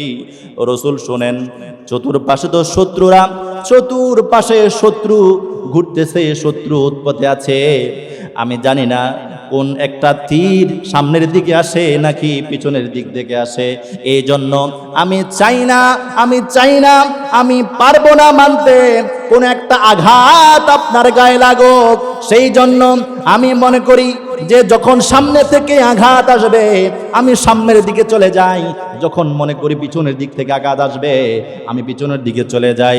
ইয়া রাসূলুল্লাহ, যতগুলো আঘাত আসবে প্রত্যেকটা আঘাত যেন আমি আবু বকরের বুকের মধ্যে লাগে। জোরে বলেন সুবহানাল্লাহ, আল্লাহু আকবার বলেন। সবগুলো আঘাত যেন আমি আবু বকরের গায়ে লাগে, একটা আঘাত যেন আপনার শরীর মোবারকে না লাগে, এই জন্য আমি একবার সামনে যাই, আবার পিছনে যাই, আবার পিছনে আসি, আবার সামনে যাই। বড় করে বলেন আল্লাহু আকবার। হযরত আবু বকর সিদ্দিক রাদিয়াল্লাহু তাআলা আনহু এইভাবে চলতে লাগলেন। হঠাৎ করে নবী পাক সাল্লাল্লাহু আলাইহি ওয়াসাল্লামের কদম মোবারকের মধ্যে জুতা মোবারক ছিল। আবু বকর সিদ্দিক রাদিয়াল্লাহু তাআলা আনহু এগুলোকে হাতের মধ্যে নিলেন। কেন জানেন? কদম জুতা মুবারকে যদি চাপ পড়ে সৈন্যরা কিন্তু বুঝে ফেলবে, কাফেররা কিন্তু ছিনে ফেলবে। ওই সময় কাফেররা কিন্তু খুব বিচক্ষণ ছিল, মানুষের একটা পথে দিয়ে কোন মানুষ হেঁটে যাইতো সেটা বুঝতে পারত, কার পায়ের চাপ সেটা বুঝতে পারত। এই জন্য আবু বকর হযরত আমার রাসূল পাক সাল্লাল্লাহু আলাইহি ওয়াসাল্লামার কদম মুবারক থেকে জুতা মুবারকগুলো খুলে ফেললেন। এদিক দিয়ে রাসূল হাঁটতেন, হাঁটতে হাঁটতে হাঁটতে হাঁটতে যখন আবু বকর দেখলেন আমার রাসূল পাক সাল্লাল্লাহু আলাইহি ওয়াসাল্লামার কদম মুবারক জখম হয়ে গেছে পাথরের আঘাতে, চলতে চলতে হাঁটতে হাঁটতে কদম মোবারক জখম হয়ে গেছে, রক্তাক্ত হয়ে গেছে। আবু বকর আর দেরি করলেন না, আমার দয়াল নবীজিকে কাঁধের মধ্যে তুলে নিলেন। জোরে বলেন সুবহানাল্লাহ। সিদ্দিক আকবরের কাঁধের মধ্যে আমার দয়াল নবীজি। সিদ্দিক চলতেছেন, যাইতেছেন যাইতেছেন, যাইতে যাইতে 500 মিটার উপরে গারে সুর পর্বত, ওই গারে সুর পর্বতের ভিতরে উপরে উঠলেন। আল্লাহ রসুল সাল্লাল্লাহু আলাইহি ওয়াসাল্লামকে কান থেকে নামালেন, কাঁধ থেকে নামিয়ে দিলেন। নামানোর পরে বললেন, ইয়া রাসূলুল্লাহ আপনি এখন অবস্থান করুন, ভিতরে একটা গর্ত দেখা যাচ্ছে, আমি ওই গর্তটার ভিতরে আগে যাব, দেখি ওই গর্তের ভিতরে কোনো কিছু আছে কিনা, ওই গর্তটাকে আমি পরীক্ষা করব, তারপরে আপনি যাবেন। হযরত আবু বকর সিদ্দিক রাদিয়াল্লাহু তাআলা আনহু ওই গর্তের মধ্যে ঢোকার পর দেখলেন ওই গর্তের ভিতরে 70টা ছিদ্র আছে। কয়টা? 70টা ছিদ্র আছে। হযরত আবু বকর সিদ্দিক রাদিয়াল্লাহু তাআলা আনহু চিন্তা করলেন কিভাবে এতগুলো ছিদ্র এগুলো বন্ধ করবেন, কিভাবে বন্ধ করবেন, কিভাবে বন্ধ করবেন। ওনার শরীর মোবারকের মধ্যে একটা মূল্যবান চাদর ছিল, এই চাদরটা ছিঁড়তে ছিঁড়তে ছিঁড়ে ছিঁড়ে ছিঁড়ে ছিঁড়ে প্রত্যেকটা গর্তের মুখ বন্ধ করলেন। এক পর্যায়ে বন্ধ করতে করতে যখন দেখলেন অবশিষ্ট সবগুলো বন্ধ হয়েছে, একটা বাকি আছে, চাদরও শেষ, আর কোনো কাপড় নাই। গর্ত বন্ধ করার জন্য একটা গর্তের মুখ খোলা ছিল। হযরত আবু বকর সিদ্দিক রাদিয়াল্লাহু তাআলা আনহু এটাকে মারতে পারেন নাই, আমার রাসূলকে স্বাগতম জানিয়ে ভিতরে নিয়ে আসলেন, সর পর্বতের ভিতরে নিয়ে ঢুকালেন। আমার রাসূল আসলেন, হযরত আবু বকর সিদ্দিক রাদিয়াল্লাহু তাআলা আনহু দেরি করলেন না, ওই যে একটা গর্ত মুখ খোলা ছিল, গর্ত বন্ধ করতে পারে নাই, ওই গর্তের মধ্যে পা রেখে আল্লাহ রসুলের জন্য বালিশ বানায়া রাসূল পাক সাল্লাল্লাহু আলাইহি ওয়াসাল্লামকে একটু আরামের জন্য ওনাকে শোয়া দিলেন। রসুল শুইলেন, আরাম করার জন্য শুইলেন। অনেক দূর পর্যন্ত হেঁটে হেঁটে আসলেন, ক্লান্ত হয়ে গেলেন, সেজন্য আরামের জন্য হযরত আবু বকরের সিদ্দিক রাদিয়াল্লাহু তাআলা আনহু ওনার পা কোলের মধ্যে রসুল কি করলেন, একটু বিশ্রাম নিলেন। এই দিক দিয়ে ওই গর্তের মুখে হযরত আবু বকর সিদ্দিক রাদিয়াল্লাহু তাআলা আনহুর পা, ওই পা দিয়ে তিনি গর্তের মুখটা বন্ধ করলেন। আর কাপড় নাই, কি দিয়ে বন্ধ করবেন, সর্বশেষ পা দিয়ে তিনি গর্তের মুখটা বন্ধ করলেন। হযরত আবু বকর সিদ্দিক রাদিয়াল্লাহু তাআলা আনহু ওই গর্তের ভিতর থেকে একটা সাপ হযরত আবু বকর সিদ্দিক রাদিয়াল্লাহু তাআলা আনহুর পায়ের মধ্যে দংশন করে। হযরত আবু বকর সিদ্দিক রাদিয়াল্লাহু তাআলা আনহুর কোলে আমার নবীজি ঘুমাচ্ছেন, আরাম করছেন। নবীকে ডাকে না, রাসূলকে বলেন না, নবীকে ডাকে না, রাসূলের আরামের ব্যাঘাত ঘটে যাবে। দেখেন জানের চাইতে রাসূলকে কত বেশি ভালোবেসেছেন আমার আবু বকর, আমার রাসূলকে কতটুকু ভালোবেসেছেন। রাসূলকে ডাকে না, এই দিক দিয়ে সাপের বিষের যন্ত্রণায় তিনি এক পর্যায়ে সহ্য করতে না পেরে অনেকক্ষণ পরে ওনার চোখ দিয়ে পানির ফোঁটা পড়ে যায়। এই পানির ফোঁটা যখন আমার রাসূল পাক সাল্লাল্লাহু আলাইহি ওয়াসাল্লামের শরীর মোবারকে পড়ে, নবীজি সঙ্গে সঙ্গে বুঝলেন, তিনি ঘুম থেকে জেগে গেলেন। আল্লাহ রসুল সাল্লাল্লাহু আলাইহি ওয়াসাল্লাম তিনি বললেন, ইয়া হে আবু বকর, কি ব্যাপার, তুমি কেন কান্নাকাটি করছো? রাসূল পাক সাল্লাল্লাহু আলাইহি ওয়াসাল্লাম দেখে বুঝলেন, আবু বকর রে, নিশ্চয়ই তোমাকে কিছু দংশন করেছে। ওই গর্ত থেকে তোমার পাটা সরাও, নিশ্চিত কোন সাপ থাকবে রে আবু বকর। আবু বকরের সরাইয়া দাও, তোমার পাটা সরাও। আবু বকর সরাইয়া দিলেন, সঙ্গে সঙ্গে আর দেরি নাই, বড় একটা বিষাক্ত সাপ সেখানে দাঁড়িয়ে যায়। বড় একটা সাপ সেখানে প্রকাশ পায়। আরেকটা বর্ণনার মধ্যে আসছে হযরতে ঈসা আলাইহিস সালাতু ওয়াস সালাম, এই সাপটা কখন থেকে সেখানে ছিল? হযরতে ঈসা আলাইহিস সালাতু ওয়াস সালামকে সাপ যখন 600 বছর, নবী আগমনের 600 বছর পূর্বে সাপ যখন ঈসা আলাইহিস সালাতু ওয়াস সালাম ছিলেন, নবী হযরত ঈসা আলাইহিস সালাতু ওয়াস সালামের 500 বছর পরে আমার রাসূল আসছেন।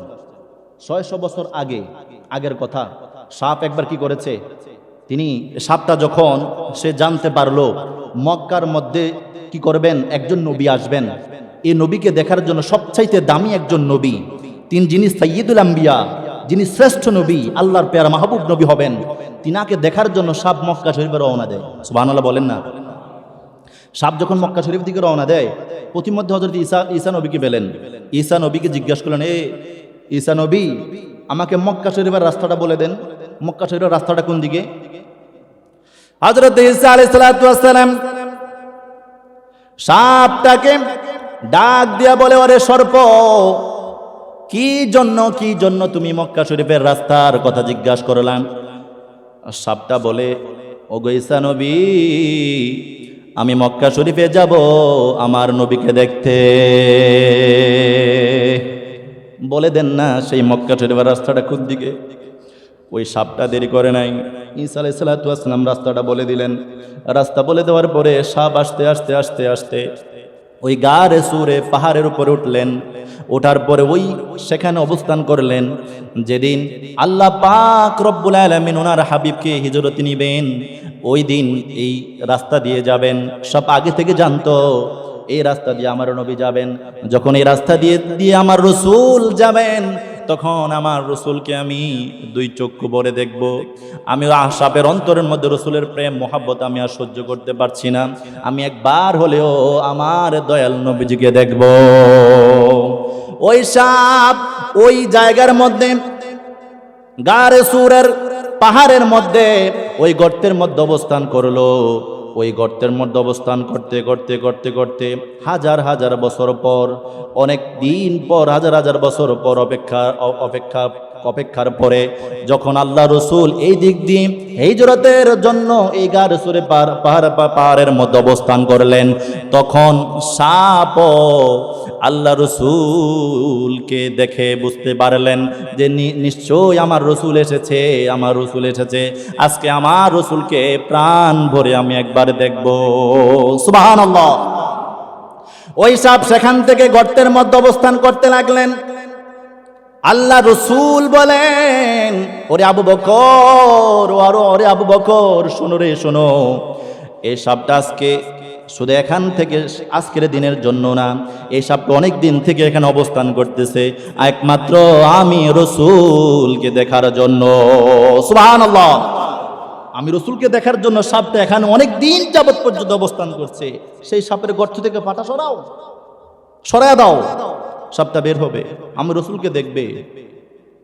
ওই সাপ ডাক দিয়া বলে, হুজুর, আমি এতদিন পর্যন্ত আমার অন্তরের মধ্যে আপনার প্রতি ইশক, আপনার প্রতি মোহাব্বত আমি ধামা চাপা দিয়ে রেখেছি। আজকে যখন আপনি এসেছেন, আমি গর্তের মধ্যে লুকিয়েছিলাম, ইয়া রাসূলুল্লাহ, আমি বের হতে পারি না। আবু বকর সিদ্দিক এই গর্তের ভিতরে, আমার ঘরের ভিতরে, গর্তের ভিতরে এই পাটা রাখার কারণে আমি বের হতে পারি নাই।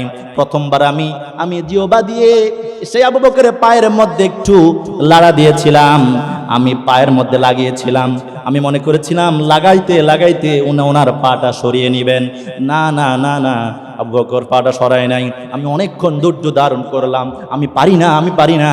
ইয়া রাসূলুল্লাহ, আপনাকে দেখার একবার মনের বাসনা জেগেছিল, আপনাকে দেখার জন্য মন পাগল পারা হয়েছে।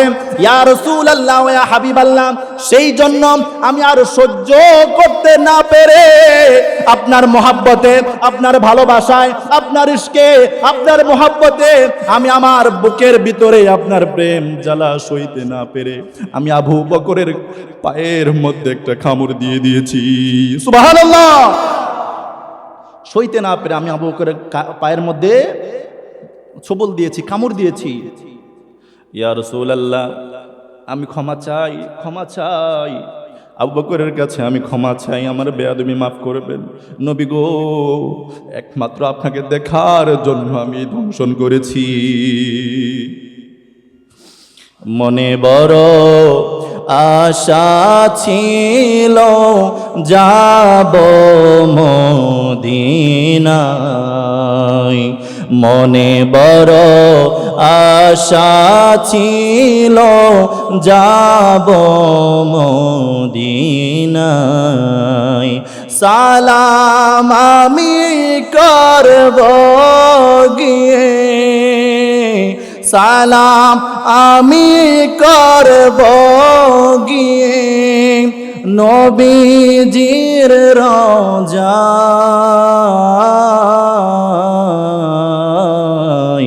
মনে বড় আশা ছিল যাব মদিনায়, মনে বড় আশা ছিল যাব মদিনায়। বাবার আমার, ভাইয়ের আমার, আমি বলছিলাম ওই সর্প সেখানে ওই গারে সুরের পাহাড়ের মধ্যে গর্তের ভিতরে আমার দয়াল নবীজিকে একবার দিদার করলেন। দিদার পাওয়ার সঙ্গে সঙ্গে মাপ চাইলেন, রসুল আমাকে ক্ষমা করে দিন, আবু বকর রে আমাকে ক্ষমা করে দিন, আমি দেখেছি আমার রসুলকে, আমার প্রাণ ঠান্ডা হয়েছে, আমি আবার চললাম আমার দেশে। জোরে বলেন সুবহানাল্লাহ। আল্লাহ রসুল সাল্লাল্লাহু আলাইহি ওয়াসাল্লাম দেরি করলেন না।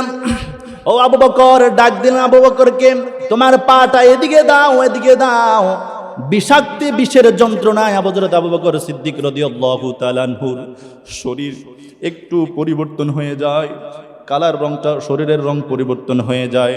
তারপরেও ওই গর্ত থেকে পা সরান নাই। ভালো যদি বাসতে হয় নবীকে বাসো, ভালো যদি বাসতে হয় নবীকে বাসো। তোমার কষ্ট যাত না যিনি সইতে পারে না, তোমার কষ্ট যাত না যিনি সইতে পারে না, ওই নবীজের মহাবতে মিলাদ পড়িও। ভালো যদি বাসতে হয় নবীকে বাসো, মন যদি দিতে হয় নবীকে দিও, মনে যদি দিতে হয় নবীকে দিও। ভালো যদি বাসতে হয় নবীকে বাবারা আমার, ভাইরা আমার, ওই সাপ সেখান থেকে চলে যায়। আল্লাহ রসুল আবু বকরকে ডাক দিলেন, আবু বকর রে, পাটা এদিকে দাও, তোমার পাটার মধ্যে সাপে দংশন করেছে, বিষের যন্ত্রণা এত বেশি, আবু বকর তাড়াতাড়ি এদিকে দাও, এদিকে দাও। হযরত আবু বকর কদম মোবারকটা দিলেন রসুলের সামনে। নবী পাক সাল্লাল্লাহু আলাইহি ওয়াসাল্লাম দেরি করলেন না, দেরি করলেন না। নবীজির থুতু মোবারক, লালা মোবারক যখন লাগিয়ে দিলেন, হযরত আবু বকর সিদ্দিক রাদিয়াল্লাহু তাআলা আনহুর কদমে পাকে যখন লাগায়া দিলেন, ওই সাপে কামড়ানোর জায়গার মধ্যে যখন লালা মোবারক দিলেন, হযরত আবু বকর মুহূর্তের মধ্যে ভালো হয়ে যায়। ওনার বৃষ্কিও মুহূর্তের মধ্যে কি হয়ে যায়, শেষ। সেখান থেকে বের হয়ে গেলেন। হযরত আবু বকর সিদ্দিক রাদিয়াল্লাহু তাআলা আনহু 3 দিন পর্যন্ত গারে সুরে পাহাড়ের মধ্যে অবস্থান করেছেন। কয়দিন? 3 দিন পর্যন্ত অবস্থান করেছেন। 3 দিন পর্যন্ত অবস্থান করার পর আর দেরি করেন, এদিক দিয়ে কাফের মুশরিকরা চতুর্পাশ থেকে আসতেছে আর পরীক্ষা করতেছে, পায়ের চিহ্নগুলো লক্ষ্য করতেছে। দেখতে পেয়েছে যখন এই পায়ের চিহ্ন যাইতে যাইতে যাইতে যাইতে গারে সুরের পাহাড়ের উপরে উঠেছে। এই দিক দিয়ে আল্লাহ রব্বুল আলামিন হযরত ইব্রাহিম আলাইহিস সালাতু ওয়াস সালাম যখন সর্বপ্রথম হযরত আদম আলাইহিস সালাতু ওয়াস সালামের পর ক্রমাগতভাবে যখন হযরত ইব্রাহিম নবীর পালা আসলো, কাবা সংস্কার করার জন্য যখন ওনার পালা আসলো, ওনার জামানা আসলো, ওনার জামানার মধ্যে আল্লাহর কাছে প্রশ্ন করেছিলেন, মাবুদ ও আমার আল্লাহ, কাবা শরীফ কোথায় আছে, কোথায় আছে? আল্লাহ পাক ইব্রাহিম নবীকে আদেশ করলেন, ইব্রাহিম নবী আমার এই কাবাকে পুনরায় সংস্কার করেন। ইব্রাহিম নবী বললেন, আল্লাহ কাবা কোথায় আছে আমি তো জানি না, আমি তো জানি না। আল্লাহ পাক রব্বুল আলামিন বলেন, ইব্রাহিম নবী আমি আপনাকে একটা জায়গা দেখায়া দেই, জায়গার কথা বলে দেই। অমুক জায়গার মধ্যে যখন দেখবেন আপনি একটা মাকড়সার বাসা যেখানে আছে, ওইখানে কানে কাবা রয়েছে। জোরে বলেন সুবহানাল্লাহ। ওইখানে কাবার জায়গার মধ্যে মাকড়সার বাসা ছিল। তখন হযরত ইব্রাহিম আলাইহিস সালাতু ওয়াস সালাম চিনতে পারলেন এই জায়গার মধ্যে খানায় কাবা রয়েছে। আল্লাহ পাক রব্বুল আলামিন খুশি হয়ে গেলেন মাকড়সার প্রতি। মাকড়সা রে, আমি আজ তোমার জন্য অনেক খুশি হয়ে গেলাম, তোমার উপরে সন্তুষ্ট হয়ে গেলাম। তোমার কি কোনো চাওয়ার আছে বলো, তোমার কি চাওয়ার আছে? মাকড়সা বলে, আমার কোনো চাওয়া নাই, আমার কোনো চাওয়া নাই। আল্লাহ ডাক দিয়ে বললেন, মাকড়সা রে, আজকে তুমি আমাকে সন্তুষ্ট করেছো, এইরকম আরেকটা খেদমত আমি তোমার থেকে নেব। কোন দিন আল্লাহ? এই খেদমতটা তখন নেব যেই দিন আমার রাসূল হিজরত করে গারে সুরের পাহাড়ের মধ্যে আসবে। ওরে মাকড়সা, সেই গারে সুরের পাহাড়ের মুখের মধ্যে তুমি মাকড়সার জাল বিছাইয়া দিবা রে। এই জাল বিছাইয়া দিলে তোমার এই জাল বিছানোর মাধ্যমে আমার রাসূলকে হেফাজত করব। জোরে বলেন সুবহানাল্লাহ। এই মাকড়সার জাল তখন থেকে, এই মাকড়সার ইতিহাস আছে। হঠাৎ এই দিক দিয়ে কাফের মুশরিক গারে সুরে পাহাড়ের উপরে উঠবেন, পদচিহ্নগুলো ওই দিকে গিয়েছে। আল্লাহ পাক দেরি করলেন না, মাকড়সাকে বললেন, মাকড়সা রে, আমার হাবিব এখানে অবস্থান করছে, এই মুখের মধ্যে তুমি জাল বুনাও, জাল বানায়া দাও, জাল তৈরি করো রে মাকড়সা। দূর থেকে একটা গাছ হেঁটে হেঁটে হেঁটে হেঁটে আল্লাহ রসুল যে গারে সুরের পাহাড়ের গর্তের মধ্যে অবস্থান করেছেন, ওই গর্তের পাশে একটা গাছ অন্য জায়গা থেকে উঠে এখানে অবস্থান করার পর এই গাছটা ডালপালা ছড়াইয়া গারে সুরের পাহাড়ের যে ছিদ্র আছে, মুখ আছে, সেটা ঢেকে দিলেন। তখন মাকড়সা সেই গাছপালার ডালগুলো সহ একসাথে জাল বুনলেন। এই দিক দিয়ে দুইটা কবুতর এসে ডিম পেড়ে তা দিচ্ছে। সুবহানাল্লাহ। দুইটা কবুতর ডিম পেড়ে তা দিতে আরম্ভ করলো, তা দিচ্ছে। কাফের মুশরিক আসলো, আসার পরে দেখলো যে পদচিহ্নগুলো যেহেতু এই পাহাড়ের উপর আসছে, এই পাহাড়ের উপর নিশ্চয়ই কেউ না কেউ আছে। এই দিক দিয়ে আল্লাহ রাব্বুল আলামিন একজন ফেরেশতা পাঠালেন। কিতাবের মধ্যে বর্ণনা আছে, একজন ফেরেশতার সুরতে একজন মানুষকে সেখানে পাঠালেন তাদের সৈন্য থেকে। তারা সেখানে অবস্থান করার পর ওই সৈন্য বলে, ফেরেশতা বেশি সৈন্য বেশি, ফেরেশতা বলে, এখানে কোনো কেউ নাই, এখানে কি জন্য বীর করছো? দেখো না, এই গর্তের মুখের মধ্যে মাকড়সার জাল বোনা হয়েছে, এই মাকড়সার জালের মধ্যে কবুতর বাসা বেঁধেছে, গাছের ডালপালা ছড়িয়ে ছিটিয়ে আছে। যদি কেউ ঢুকতো তাহলে সেখানে বোঝা যাইতো, জালগুলো সরে যাইতো, জালগুলো খুলে যাইতো। সুতরাং এখানে কেউ নাই, এখান থেকে চলে যাও, অন্যদিকে খোঁজো। আল্লাহ পাক রব্বুল আলামিন এই ফেরেশতা বেশি সৈন্য যখন এই কথা বলে, সবাই বিভিন্ন দিকে চলে যায়, চতুর্দিকে চলে যায়। রাতের বেলা যখন আগমন হয়, রাত যখন আগমন করে, আল্লাহ রাসূল আবু বকর সিদ্দিক রাদিয়াল্লাহু তাআলা আনহুকে সাথে নিয়ে দেরি করলেন না, মদিনার দিকে হিজরত আরম্ভ করলেন। জোরে বলেন সুবহানাল্লাহ। মদিনার দিকে হিজরত আরম্ভ করলেন। মদিনার দিকে যাইতে তিনি 16 দিন অবস্থান, 16 দিন হিজরত করতে মদিনার প্রান্তে পৌঁছে গেলেন। মদিনায় হিজরত করে চলে গেলেন। মদিনাতে যাওয়ার পরে যখন মদিনাবাসীরা আল্লাহ রসুলকে পেয়েছে, আল্লাহ রসুলকে পাওয়ার সঙ্গে সঙ্গে এরা এত বেশি খুশি হয়েছে, আল্লাহ রসুলকে তারা সাদরে গ্রহণ করেছে এবং আল্লাহ রসুলকে পাইয়া তারা অনেক খুশি হয়েছে। সুবহানাল্লাহ। দেখেন, এই ঘটনা থেকে আমরা কি শিখলাম? সিদ্দিক আকবরের রসুলের প্রতি ওনার প্রেম, ওনার তাজিম, ওনার সম্মান, মর্যাদা। কথা বলেন ঠিক কিনা? এই দিক দিয়ে কবুতর, মাকড়সা, গাছ, তারাও আমার রসুলকে ভালোবাসতো। সুবহানাল্লাহ বলেন। একবার আল্লাহ রসুল সাল্লাল্লাহু আলাইহি ওয়াসাল্লাম অন্য একটা জায়গার মধ্যে বিশ্রাম করছেন। সাহাবী এদিক দিয়ে পাহারা দিচ্ছেন, রসুল বিশ্রাম করছেন, ঘুমন্ত অবস্থায় ঘুমিয়ে গেলেন। সাহাবী দেখলেন দূরে একটা গাছ, ডানে বামে সামনে পেছনে দিকে হেলিয়ে দুলিয়ে ওই গাছটা মুহূর্তের মধ্যে উঠে আল্লাহ রসুলের সামনে চলে আসে। সুবহানাল্লাহ, আল্লাহ রসুলের সামনে চলে আসে। ওই সাহাবী দেখে আশ্চর্য হয়ে গেলেন, কিরে কি ব্যাপার, এই গাছটা এত দূর থেকে এখানে চলে আসলো?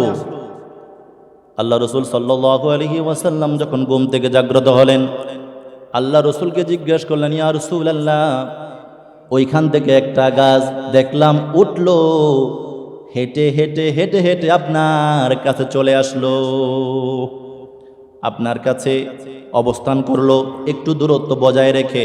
ইয়া রাসূলুল্লাহ, বুঝলাম না গাছটা এমন কেন করলো? আল্লাহ রসুল বললেন, ওরে সাহাবী শুনো, এই গাছটা আমি রসুলকে এত বেশি মহাব্বত করে, এই গাছটা যখন দেখলো আমি রসুল এই জায়গার মধ্যে অবস্থান করছি, গাছটা মুহূর্তের মধ্যে আল্লাহর কাছে ফরিয়াদ করে, আল্লাহ ও আমার আল্লাহ, আমাকে শক্তি দাও, আমাকে কুওয়াত দাও, শক্তি দাও, আমাকে জবান দাও, আমাকে শক্তি দাও, আমি যেন এই জায়গা থেকে উঠে একটু দূরে আপনার হাবিব অবস্থান করছে, আমার দেখার খুব ইচ্ছা, যে রসুলকে আপনি বানিয়েছেন এই রসুলকে আমি খুব মহব্বত করি, ভালোবাসি, আল্লাহ আমাকে একটু শক্তি দেন, আমি রসুলকে একবার গিয়ে দেখে আসবো। সুবহানাল্লাহ। আল্লাহ পাক রব্বুল আলামিন তাকে শক্তি দিলেন। শক্তি দেওয়ার সঙ্গে সঙ্গে দেরি করলেন না, ওই গাছ সেখান থেকে উঠে আল্লাহ রসুলের কাছে দরবার কাছে আসলেন। কাছে আসার পরে আল্লাহ রসুল বলছেন, ও সাহাবী, তুমি জানো না? আমি জানি এই গাছটা আমি রসুলকে মহাব্বত করে আল্লাহ পাক তাকে ক্ষমতা দিয়েছেন ওই জায়গা থেকে উঠে হেঁটে হেঁটে হেঁটে হেঁটে আমি রসুলের কাছে এসে আমি রসুলের চেহারা মুবারক জিয়ারত করে আবার তার স্বস্থানে এসে ফিরে গেল। জোরে বলেন সুবহানাল্লাহ। গাছ রসুলকে মহব্বত করে, কথা বলেন ঠিক কিনা? গাছ রসুল কি করে? মহব্বত করে। সব কিছু সৃষ্টির প্রত্যেকটা সৃষ্টি আল্লাহ রসুল কি করে?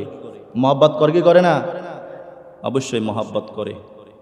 শুধু তাই না, সাহাবাই কেরামের মধ্যে এত মহব্বত রসুলকে করতেন। হযরত সাইয়েদনা আলী রাদিয়াল্লাহু তাআলা আনহু, তিনিও আল্লাহ রসুলকে এত বেশি মহব্বত করতেন, এত বেশি ভালোবাসতেন, যার দৃষ্টান্ত, যার উদাহরণ তিনি পৃথিবীবাসীকে দেখিয়ে দিয়ে গিয়েছেন। জোরে বলেন না সুবহানাল্লাহ। আল বেদায়া ওয়ান নেহায়ার মধ্যে আছে, মুআজামুল কাবিরের মধ্যে হাদিস আছে, মুশকিলুল আসারের মধ্যে রয়েছে, জোরকানি আলাল মাওয়াহিব লাদুনিয়ার মধ্যে ৫ম খণ্ড ১১৬ পৃষ্ঠার মধ্যে হাদিসটা বর্ণনা আছে।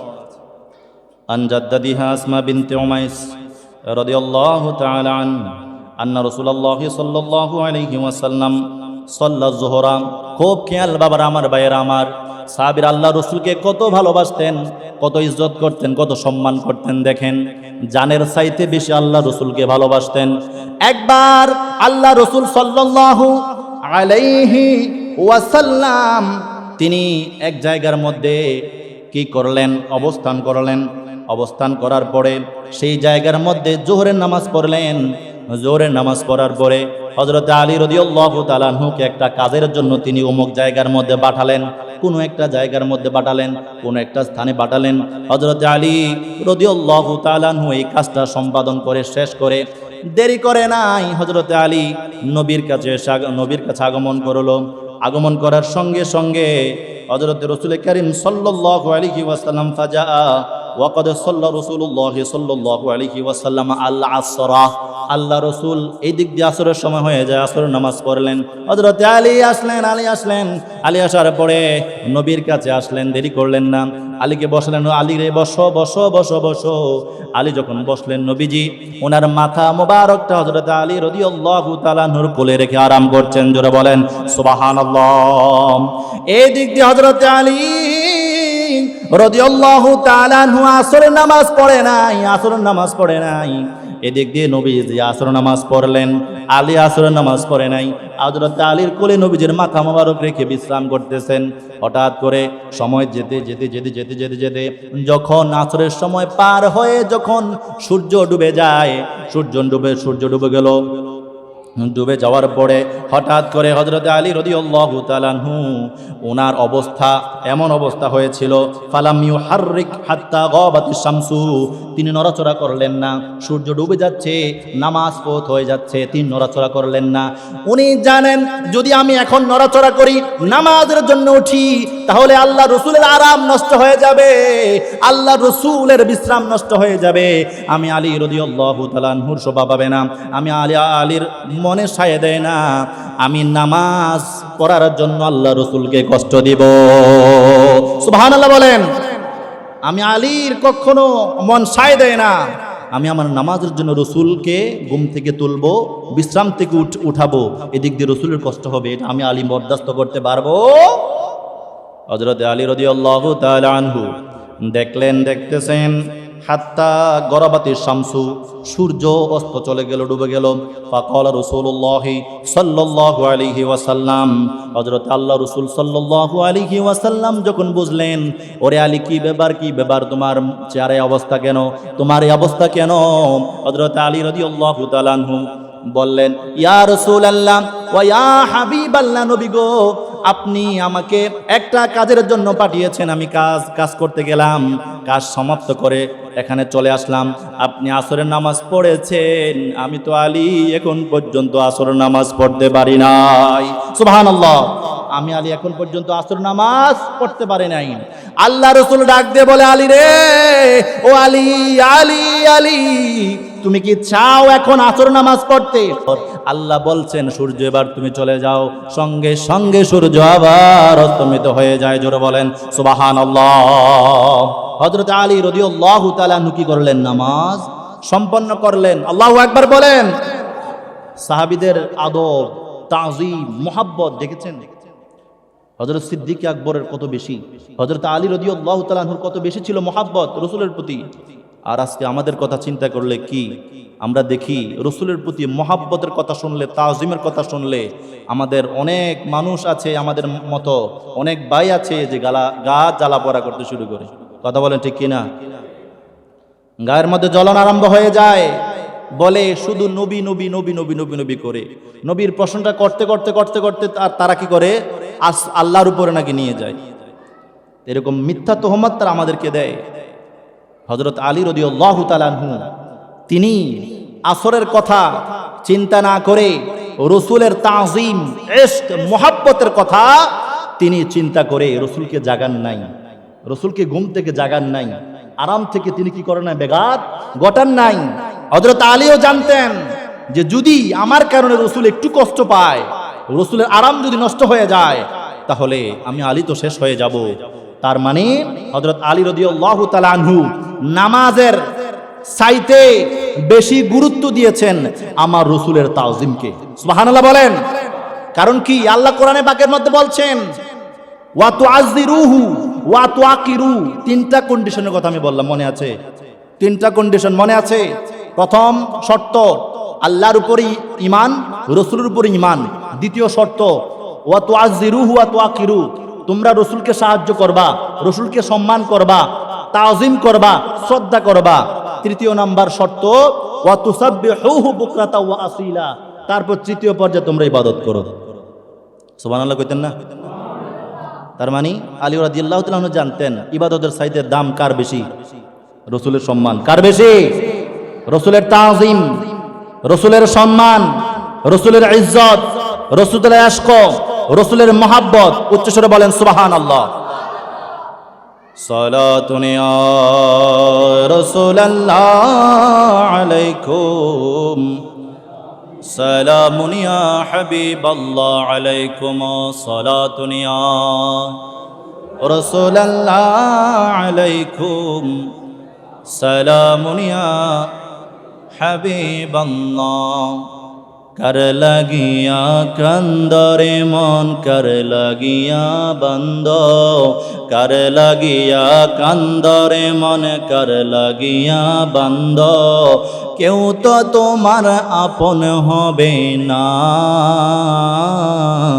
যে জন হবে আপনা সে তো মদিনা যে জন হবে আপনা সে তো মদিনা সবাই বলেন না কার লাগিয়া কান্দরে মনে কার লাগিয়া বন্ধ কার লাগিয়া কান্দরে মনে কার লাগিয়া বন্ধ কেউ তো তোমার আপন হবে না না যে জন হবে যে জন হবে আপনা সে তো মদিনা যে জন হবে আপনা সে তো মদিনা কার লাগিয়া কান্দরে মনে কার লাগিয়া কান্দরে মনে কার লাগিয়া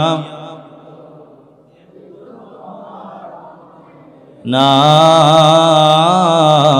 যে জন তোমার আপনা সে তো মদিনা যে জন তোমার আপনা সে তো মদিনা সালাতুন ইয়া রাসূলুল্লাহ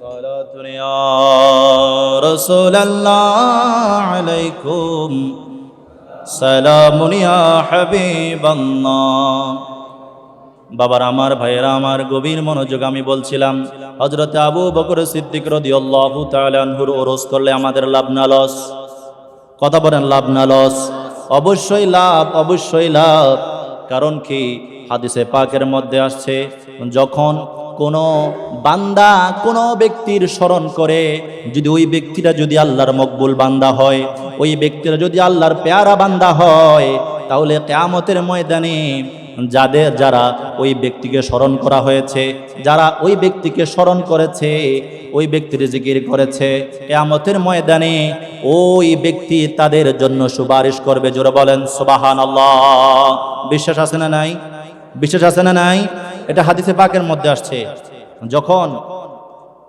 কোন ব্যক্তি যখন আল্লাহর মকবুল বান্দা হয় জান্নাতি বান্দা হয় তখন হাসরের মাঠে জাহান্নামী এক পাশে দাঁড়াবে জান্নাতি এক পাশে দাঁড়াবে দাঁড়ানোর পর যখন কোন একটা জাহান্নামে নিয়ে যাবে তখন একজন জাহান্নামী একজন লোককে জান্নাতি ব্যক্তিকে ডাক দিয়ে বলবে ওরে আল্লাহর বান্দা তুমি কি আমাকে চিনতে পারছো আমি তো দুনিয়ার মধ্যে ওই ব্যক্তি আমি সেই ব্যক্তি দুনিয়ার মধ্যে থাকতে আমি তোমাকে পানি পান করিয়েছিলাম আমি তোমাকে সাহায্য করেছিলাম আমি তোমাকে ওযুর পানি দিয়েছিলাম আমি তোমার জিকির করেছিলাম তুমি কি আমাকে চিনতে পারছো আমার জন্য একটি সুপারিশ করো না ওই ব্যক্তির জন্য জাহান্নামী ব্যক্তির জন্য সুপারিশ করবে সুবহানাল্লাহ বলেন এই জন্য মানুষের খেদমত করা মানুষকে সাহায্য সহযোগিতা করা অনেক বড় ইবাদত এমন ইবাদত যদি আমরা কিয়ামতের ময়দানে মুসিবতে পড়ে যাই যদি আমাদের জন্য জাহান্নাম অবধারিত হয়ে যায় পৃথিবীর মধ্যে যদি কাউকে আপনি সাহায্য করেছেন এই ব্যক্তিটা যদি বুজুর্গ বান্দা হয় কোন আলেম বান্দা হয় কোন আল্লাহর ওলি হয় তাহলে এই ওলিকে সাহায্য করার কারণে এই আলেমকে সাহায্য করার কারণে এই বুজুর্গ বান্দাকে সাহায্য করার কারণে কিয়ামতের ময়দানে তার সুপারিশ আমার জন্য আপনার জন্য নসিব হয়ে যাবে সুবহানাল্লাহ বলেন কথা বলেন ঠিক কিনা তাহলে সিদ্দিক আকবর রাদিয়াল্লাহু তাআলা আনহুর যে উরুস আমরা করছি ওনার জীবনের উপর আলোচনা করছি ইবাদত হচ্ছে না কথা বলেন ইবাদত হচ্ছে না যিকরুল আম্বিয়া মিনাল ইবাদা ওয়া যিকরুস সালিহিন কাফারাতুন আম্বিয়া কিরামের জিকির আম্বিয়া কিরামের স্মরণ ইবাদত ওয়া যিকরুস সালিহিন কাফারা আর সালেহিন বান্দার জিকির করা হচ্ছে গুনাহের কাফারা সুবহানাল্লাহ বলেন সেই সলেহীন বান্দার মধ্যে সিদ্দিক আকবর নাই? কথা কয় না? সিদ্দিক আকবর কি নাই? অবশ্যই আছেন। সিদ্দিক আকবরের তাজকারা করলে জীবনের গুনাহ মাফ হবে, সিদ্দিক আকবরের তাজকারা করলে সওয়াব হবে, সিদ্দিক আকবরের তাজকারা করলে পুণ্য হবে, সওয়াব হবে। যারা বলেন না সুবহানাল্লাহ। এই জন্য সিদ্দিক আকবরের উরুস যারা করবে তাদের জন্য সিদ্দিকি করবেন, সুপারিশ করবেন। এমন একজন সিদ্দিক জিনাকে ভালোবাসা আল্লাহ রসুল ওয়াজিব করে দিয়েছেন। সুবহানাল্লাহ বলেন। আল্লাহ রসুল কি করেছেন? উম্মতে মুহাম্মদের উপর কি করেছেন? ওয়াজিব। কি করেছেন? ওয়াজিব করেছেন। সিদ্দিক আকবরকে ভালোবাসতেই হবে। হাদিসে পাকের মধ্যে রসুল সেটাও বলেছেন যে সিদ্দিক আকবরকে ভালোবাসা আল্লাহ রসুল এটাকে ওয়াজিব করেছেন। সুবহানাল্লাহ বলেন। তারিকুল খুলাফার মধ্যে ইমাম জালালউদ্দিন সুয়ুতি রহমাতুল্লাহি আলাইহি 121 পৃষ্ঠার মধ্যে হাদিস নোট করছেন। তারিখে দামেস্কের মধ্যে 30তম খণ্ড 142 পৃষ্ঠার মধ্যে হাদিস নোট করছেন। তারপর তারিখে বাগদাদের মধ্যেও আছে, হাদিস নোট করা হচ্ছে। আন সাহাল ইবনে সাদিন ওয়া আনাস ইবনে মালিক রাদিয়াল্লাহু তাআলা আনহুমা قال قال رسول الله صلى الله عليه وسلم আল্লাহ রাসূল সাল্লাল্লাহু আলাইহি ওয়াসাল্লাম বললেন, ইরশাদ করেন, ওরে দুনিয়ার উম্মত শোনো, ও আমার উম্মতেরা শোনো শোনো, হুব্বু আবি বকরিন ওয়া শুকরুহু ওয়াজিবুন।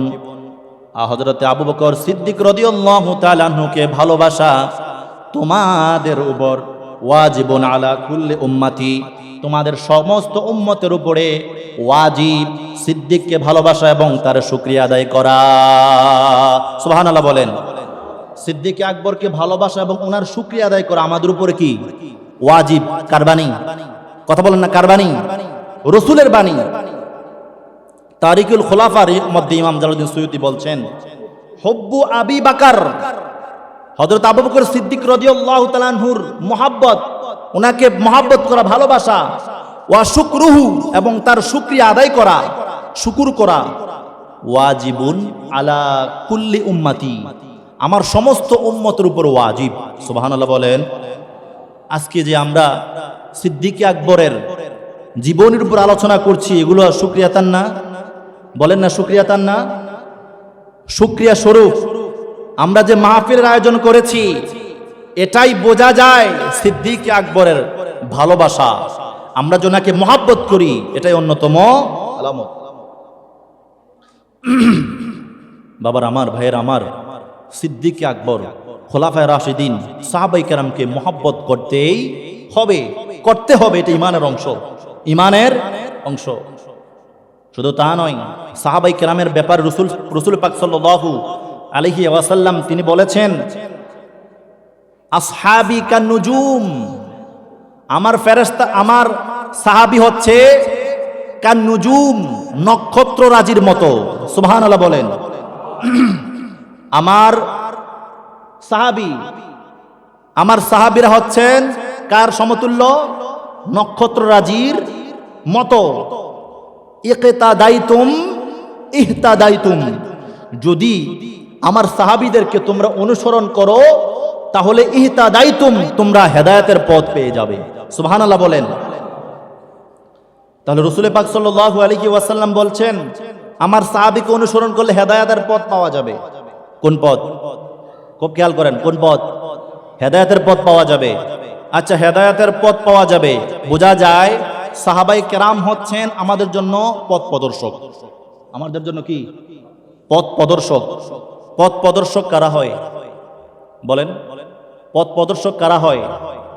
যারা সত্যবাদী, যারা সত্যবাদী, সত্যের উপরে যারা অবিচল, সত্যের উপরে যারা অটল, তারাই তো কি হেদায়েতের, তারাই হচ্ছে আমাদের জন্য পথ প্রদর্শক। এখন যদি কেউ বলে সাহাবায়ে কেরাম সত্যের মাপকাঠি নয়, আপনারা কি মানবেন? জোরে বলেন না, মানবেন? সাহাবায়ে কেরাম সত্যের মাপকাঠি নয়, আমরা সেটা কখনো মানতে পারবো না। আপনারা দেখেছেন মিডিয়াতে বসে বসে এই সমস্ত কথাবার্তাগুলো বলে, অথচ রাসূলের হাদিস বলছে ইকতাদাইতুম ইহতাদাইতুম, তাদেরকে তোমরা অনুসরণ করলে জান্নাতের পথ পাবে। ইহদিনাস সিরাতাল মুস্তাকিম, সব সময় আমরা সূরা ফাতিহার মধ্যে আল্লাহর কাছে দোয়া করি, আল্লাহ আমাদেরকে সিরাত মুস্তাকিম পথে কি করো, পরিচালিত করো। সিরাতাল্লাযীনা আনআমতা আলাইহিম, ওই সিরাত মুস্তাকিম, যেই রাস্তার উপরে যারা ছিল, যাদের উপরে নিয়ামত আল্লাহ তুমি দিয়েছো। সিরাতাল্লাযীনা আনআমতা আলাইহিম, যেই সিরাতের উপর যারা ছিল তারা নিয়ামত প্রাপ্ত বান্দা, যাদেরকে আল্লাহ তুমি নিয়ামত দিয়েছো, তাদের পথে আমাদেরকে অটল রাখো, বিচল রাখো। তারা কারা? আনআমাল্লাহু আলাইহিম মিনান নাবিয়িনা, নবীগণ, ওয়াস সিদ্দিকিনা, সিদ্দিকগণ, ওয়াস শুহাদা, শহীদগণ, ওয়াস সালিহিন, সালেহিন, আল্লাহর বুজুর্গ বান্দাগণ। সুবহানাল্লাহ বলেন না? তার মধ্যে কি সাহাবীরা নাই? কথা বলেন না, সাহাবীরা নাই? ও আল্লাহ, সাহাবীরা তো সর্বোচ্চ পর্যায়ের বুজুর্গ বান্দা। সুবহানাল্লাহ বলেন না? আমরা ফাতিহার মধ্যে নামাজের ভিতরে সব সময় তেলাওয়াত করি, আল্লাহ সাহাবায়ে কেরামের পথে আমাদেরকে রাখো, নবীদের পথে রাখো, বুজুর্গানে দ্বীনের পথে রাখো, সালেহিন বান্দার পথে পরিচালিত করো। আবার সেই বান্দা বলে সাহাবায়ে কেরামকে সত্যের মাপকাঠি মানা যাবে না। নাউজুবিল্লাহ বলেন। হযরত সিদ্দিক আকবর রাদিয়াল্লাহু তাআলা আনহুর চারটা এমন বৈশিষ্ট্য ছিল যেগুলোর কারণে তিনি আল্লাহর দরবারে সবচাইতে বেশি মকবুলিয়তের স্তর, তিনি শ্রেষ্ঠত্বের অধিকারী অর্জন করেছেন। সুবহানাল্লাহ বলেন।